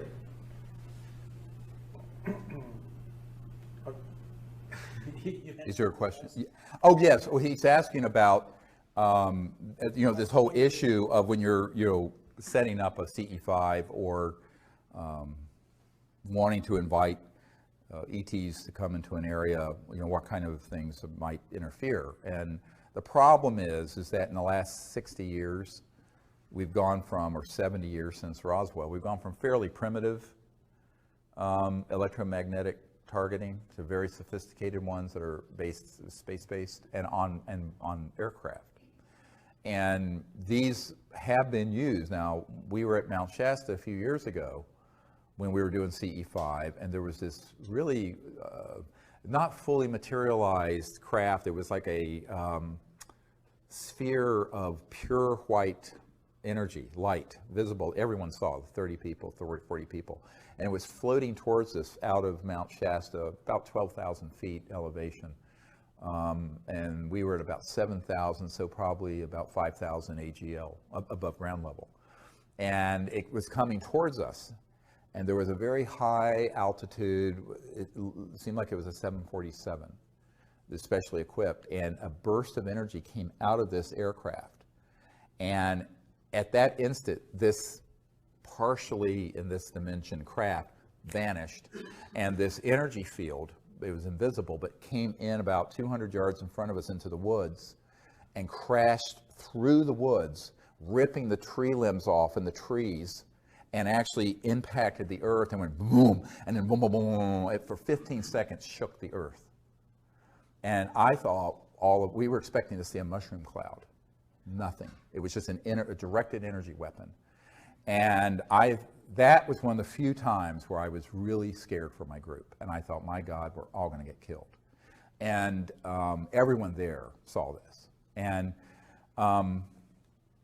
that's when, you know, a few things like that happen. And that's why one of our protocols is to always let the ETs know, don't do anything too risky, because we don't want you or us to get caught in the crossfire. This is why we initially started these briefings with the military, to ask that we have them deconflict their operations with ours, but they didn't listen, because the operations that want to interfere. Now, why would that happen? They don't want CE5 events to go so far that it results in a massive, open, dispositive event that can't be ambiguous. And that's why it tends to be quick, strange. Now, can that change? Yes, perhaps. But people have asked me, why don't you go to the Amazon? Or I don't think it matters, because the weapon systems I've been briefed on are geospatial. They can be moved, and there can be on what look like satellites or aircraft that can be anywhere in the world. So I think that that's why, as the head of this, I mean, there are thousands of people doing the CE5 initiative. I always tell people the biggest liability is if I'm there. So do it without me. Because they don't have enough assets to keep track of thousands of teams, but they can keep track of where I am. So, but when this happened, it made me realize that they had some new things that were quite amazing. But luckily, this particular ET object wasn't fully in this dimension. It was almost like a plasma energy that was floating towards us from way up in Mount Shasta, came out of the mountain. And we have actually some great videotapes of those objects coming out of the mountain, but this one was actually coming towards us when this object fired. And so that's why I always ask the ETs, you know, come, but don't do anything that is too risky for you or us. Do it only if it's safe and appropriate for this time and place. And, you know, I don't think that this is a huge problem for local contact teams that have 4 or 5 people scattered around, because, I mean, this group is large, but it's not omniscient and omnipresent. But when I'm doing something and it's obviously been announced and we're there with a whole group of trainees, it's certainly going to be monitored. So that's why I tell people that it's great as a training event. We have amazing sightings and events happen. But, I mean, the good news is I'm there. The bad news is I'm there. I mean, being quite honest with you. Yes, sir. And how would you, the contacts that you have, the communications that you have, how would you characterize them? Do they break down into, do you communicate about the same things or the same general things each time, or is it just all over the place? He's asking, you know, how the communications kind of break down into different types of communications and information. It actually is different with every group. And every time we go out, there's something new that happens I've never seen. And I've been doing this for 25 years. So if you read the book, Extraterrestrial Contact, Countdown to Transformation, what you'll see in that book is that there are literally thousands of different phenomena that happen and have happened over the years.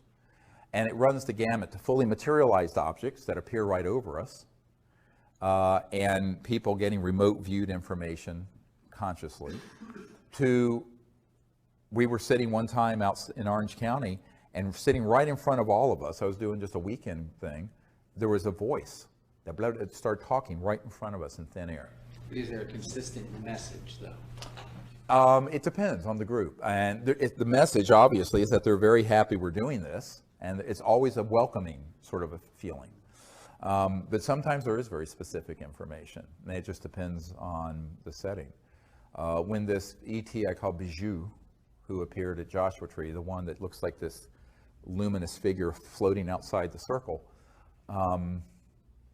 it was a very specific welcome from a group of people. Now, the way that was preceded was that we were in our circle up in the Joshua Tree National Park, and we were at a break, and I'd walked out east of the circle out into the desert, and I was with a group of people on my team, and suddenly there was like a sphere that fully materialized right beside me and walked with me. And I said, oh, they're here. So we went back to the group to get people back together, because they were all scattered. There's 30, 40 people in the desert, and it's pitch black. And all of a sudden, we hear a group of 4 or 5 ETs talking. And they're outside the circle to the southeast. And we could hear mostly, it sounded like female voices except for one. I heard a male voice. And by the way, almost everyone heard this. And I have these really good night vision binoculars, like generation advanced. And there was nothing there where you heard these people talking. So I turned to everyone, I said, we need to get back together in coherence and sit down. And I asked someone to take a picture. So Raven, a member of my team, was just holding her breath, but she didn't have a tripod, and took a picture, 3 or 4 second exposure, and in it is this being floating right outside our circle, turned and waving. It's not Photoshopped. That is the single most important picture in the history of the UFO subject, because it was a CE5 diplomatic initiative that ended up having photographic proof of it, our contact team. So it's been roundly missed by most people. It is the single most important piece of evidence in the last 100 years that I know of. So anyway, it was beautiful. And then we went into this meditative state, and there were all kinds of information that we started getting. All our electronic, we have these magnetometers, magnetic field meters, and radar detectors, and other high-tech stuff, all started talking. And it went on for about 2 hours. It was amazing. And so figuring out what they're actually communicating is an art of, someone would say, is it telepathic? I said, no, it's sensing. So you go into a deep state, and you can actually get specific information about where they're from, why they're there. But it's very different each time. You know, we're going to be up in Joshua Tree in a couple weeks, and then in the Rocky Mountains in June. And we may do something in Portugal, you know, this fall, and some other things this summer. I don't know. But I'd like to go to Portugal and do it. We'll see. We're looking for a good place to do it. But yeah, it's a beautiful experience. And what I tell people is that, you know, it's almost universally where they're wanting to do sort of a cultural exchange. They're wanting to see how you are. And then a lot of times they will show you visually their planet or their houses or their culture. It's really quite beautiful. You know, people who have never had experiences like that will have these breakthrough events, and it just blows their minds. The other thing is that sound can also be seen at a certain resonant frequency. So one time we were up at Mount Shasta, a different time, and we were sitting in the National Forest, and there was a tone that came out of, it was a multi-directional tone that just emerged out of the air. And everyone, we were in our meditative state, and everyone saw what looked like a gunmetal gray or pearlish gray sphere that moved through the circle like a string of pearls. So the sound created the form, which is very Vedic if you understand the Vedas, name and form, sound and form. And that was definitely ET. And it was astonishing because almost everyone sitting there heard and saw in their visual image the same object move through. Beautiful. When I was watching the testimony from the National Press Club, there were witnesses that mentioned seeing objects on radar moving at very high speeds and at right angles, right, which to me means that they must be dematerialized if they had any life forms on board. Otherwise, they would have been smoothed by the momentum of the right angle. Does that have any implications in terms of like the soul that might be in a person? Because how can a being dematerialize and then come back? Well, he's asking a question about objects that are moving like at 100,000 miles an hour or 20,000 miles an hour, make a right turn. Actually, they do not have to be dematerialized. What they do is that they can create, if you will, an energy field around the craft that is kind of like control for one gravity. And so even if and it moves with the object. So this is field propulsion, all right? So it can be moving at 100,000 or 200,000 miles an hour and stop or make a right-hand turn. Now, if you were in a jet aircraft, your brains would be coming out of your nose, literally. I mean, it would kill you. But if you have the ability to control what's called gravity control and mass control, and remember, it's a misnomer to say anti-gravity. It's actually, if you will, a mass attenuation, a reduction of mass. So using certain resonant frequencies electromagnetically, you can cause an object to become lighter and then completely massless. Now, at the point that it's massless, it's out of this dimension. But it can be 99% massless, and you will see some aspect of it. You see what I'm saying? And this has to do with spin theory in physics and altering the angular momentum of the atoms and subatomic particles. I'm not going to go into the arcana of this because people will be bored. But we understand how this works. But basically, the whole craft and everyone on it is, and around this object, is a field that's created. So that's how it can move. And they can still be fully materialized and move. Now, it may also be that they're not materialized and all you're seeing is sort of a energy form or a plasma effect. Such as when Stoney Campbell, who was an Air Force security officer at the Air Force Base in Oklahoma back in the 60s, and there was a cobalt blue sort of a chevron or triangular craft that came over the hot nuclear armed aircraft that we had there. And he and the other security guards could see it, but it wasn't solid. It literally could go straight through the aircraft. But it was enough in this dimension that it set off all the alarms. So all the pilots had to go into the hot area and take off. This is in the disclosure book and in the material. So, but in that case, they were like, what are we seeing? It was almost like an apparition. Because what they were doing, they were checking out our nuclear weapons, but in a form that wasn't fully solid. And to understand that, you have to begin to understand how you can sort of change mass to where it crosses over into just energy, pure energy, which all mass really is pure energy, but that's all that's left and represented, and then tweak it a little more, and it's invisible. It's still there. And all you may do is pick up an electromagnetic signal, which is why learning how to make contact and how the phenomenon comes, it's really useful to come on one of these expeditions that I run. Do you know if it's a semi-transitional thing that we're seeing, like maybe it's semi-transdimensional versus dematerialized? Like, how do we know which really is what's happening when you see just that glow, but it may not be there? We just see the light that's being emitted from the object, but right. Maybe it's not physical. Is it dematerialized, or is it like transitioning between dimensions? Do we know? Yes, we do know. He's asking, how do you know if it's dematerialized? If it's really completely out of this dimension, you're not going to see it. You may remote view it, and there may be an electromagnetic field effect, but visually you're not going to see it. Remember, your eyes only see a very limited spectrum. If you are seeing it, and it may be only transiently, it may only be like a heat wave effect, and you see this thing shimmering, and it comes in and out of this dimension. What it's doing, it's phasing in and out. And it can, at that point, fully materialize in an instant, fully dematerialize in an instant. And this is actually what Corso described. It wasn't in his book, but I saw it in his papers when I went to his house. He had a stack of papers this big. And Colonel Corso had this encounter at White Sands where this craft materialized in broad daylight, and then it would dematerialize. And when it was dematerialized, there was just, it looked like a heat wave, like a mirage in the desert, and then in the shape of the ship.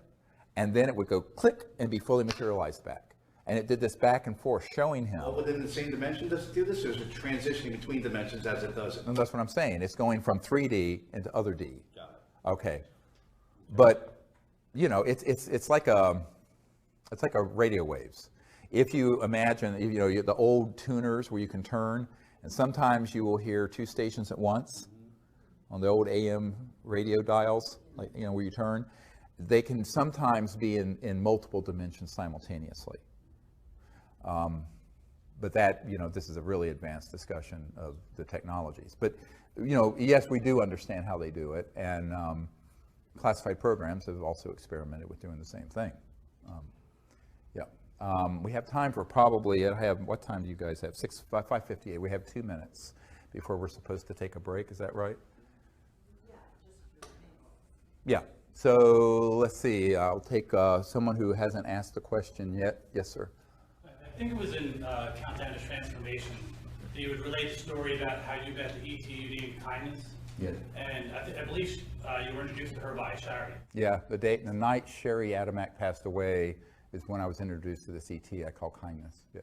So my question is, do you continue to have encounters with Kindness and with Shari? And also, is it common to encounter people who have passed away when you have encounters with ETs?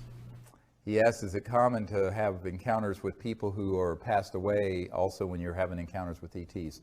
I don't know if it's common, but it does happen. And remember, if you go beyond the speed of light, what I call the crossing point of light, you go into energy fields that begin to approximate what the mystics used to call the astral, which is closely approximated to, if you will, the afterlife, that astral aspect of your body.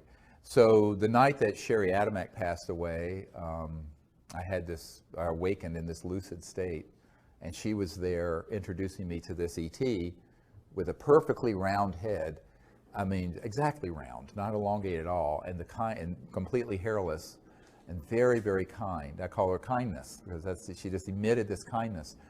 And in almost every expedition under the stars we've had since 1998, she has shown up in what looks like sometimes it's cobalt blue and sometimes it's diamond blue white ship.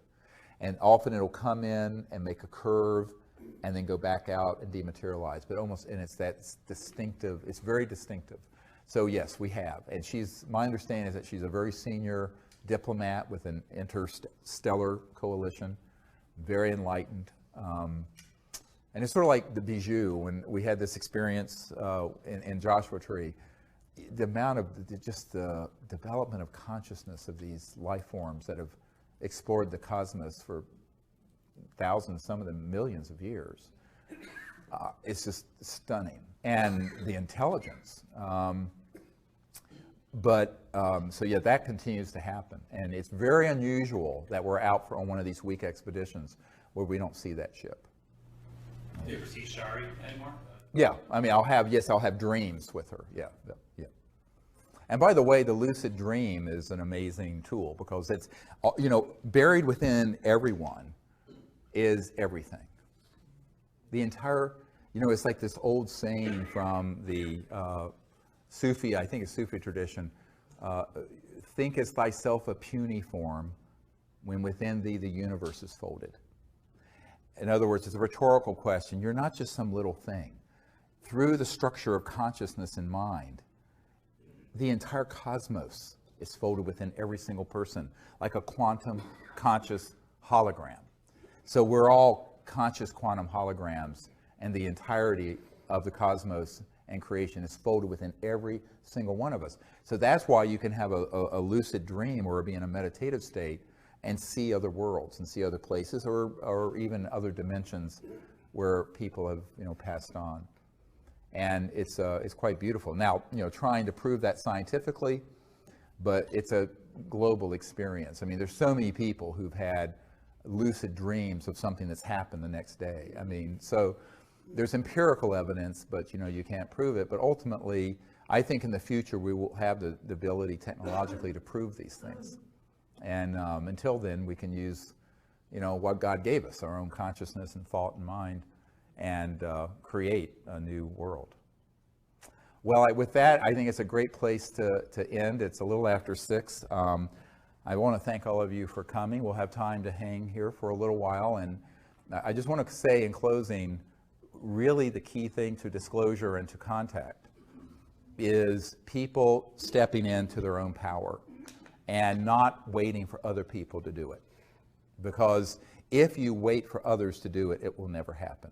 This is something that has to be a grassroots mass consciousness event. And the next phase of disclosure is going to be exactly that. And the more that people understand that and actually do it, instead of just thinking about it, the more rapidly we're going to get to this next level of our civilization, the future of which is beautiful if we get it right.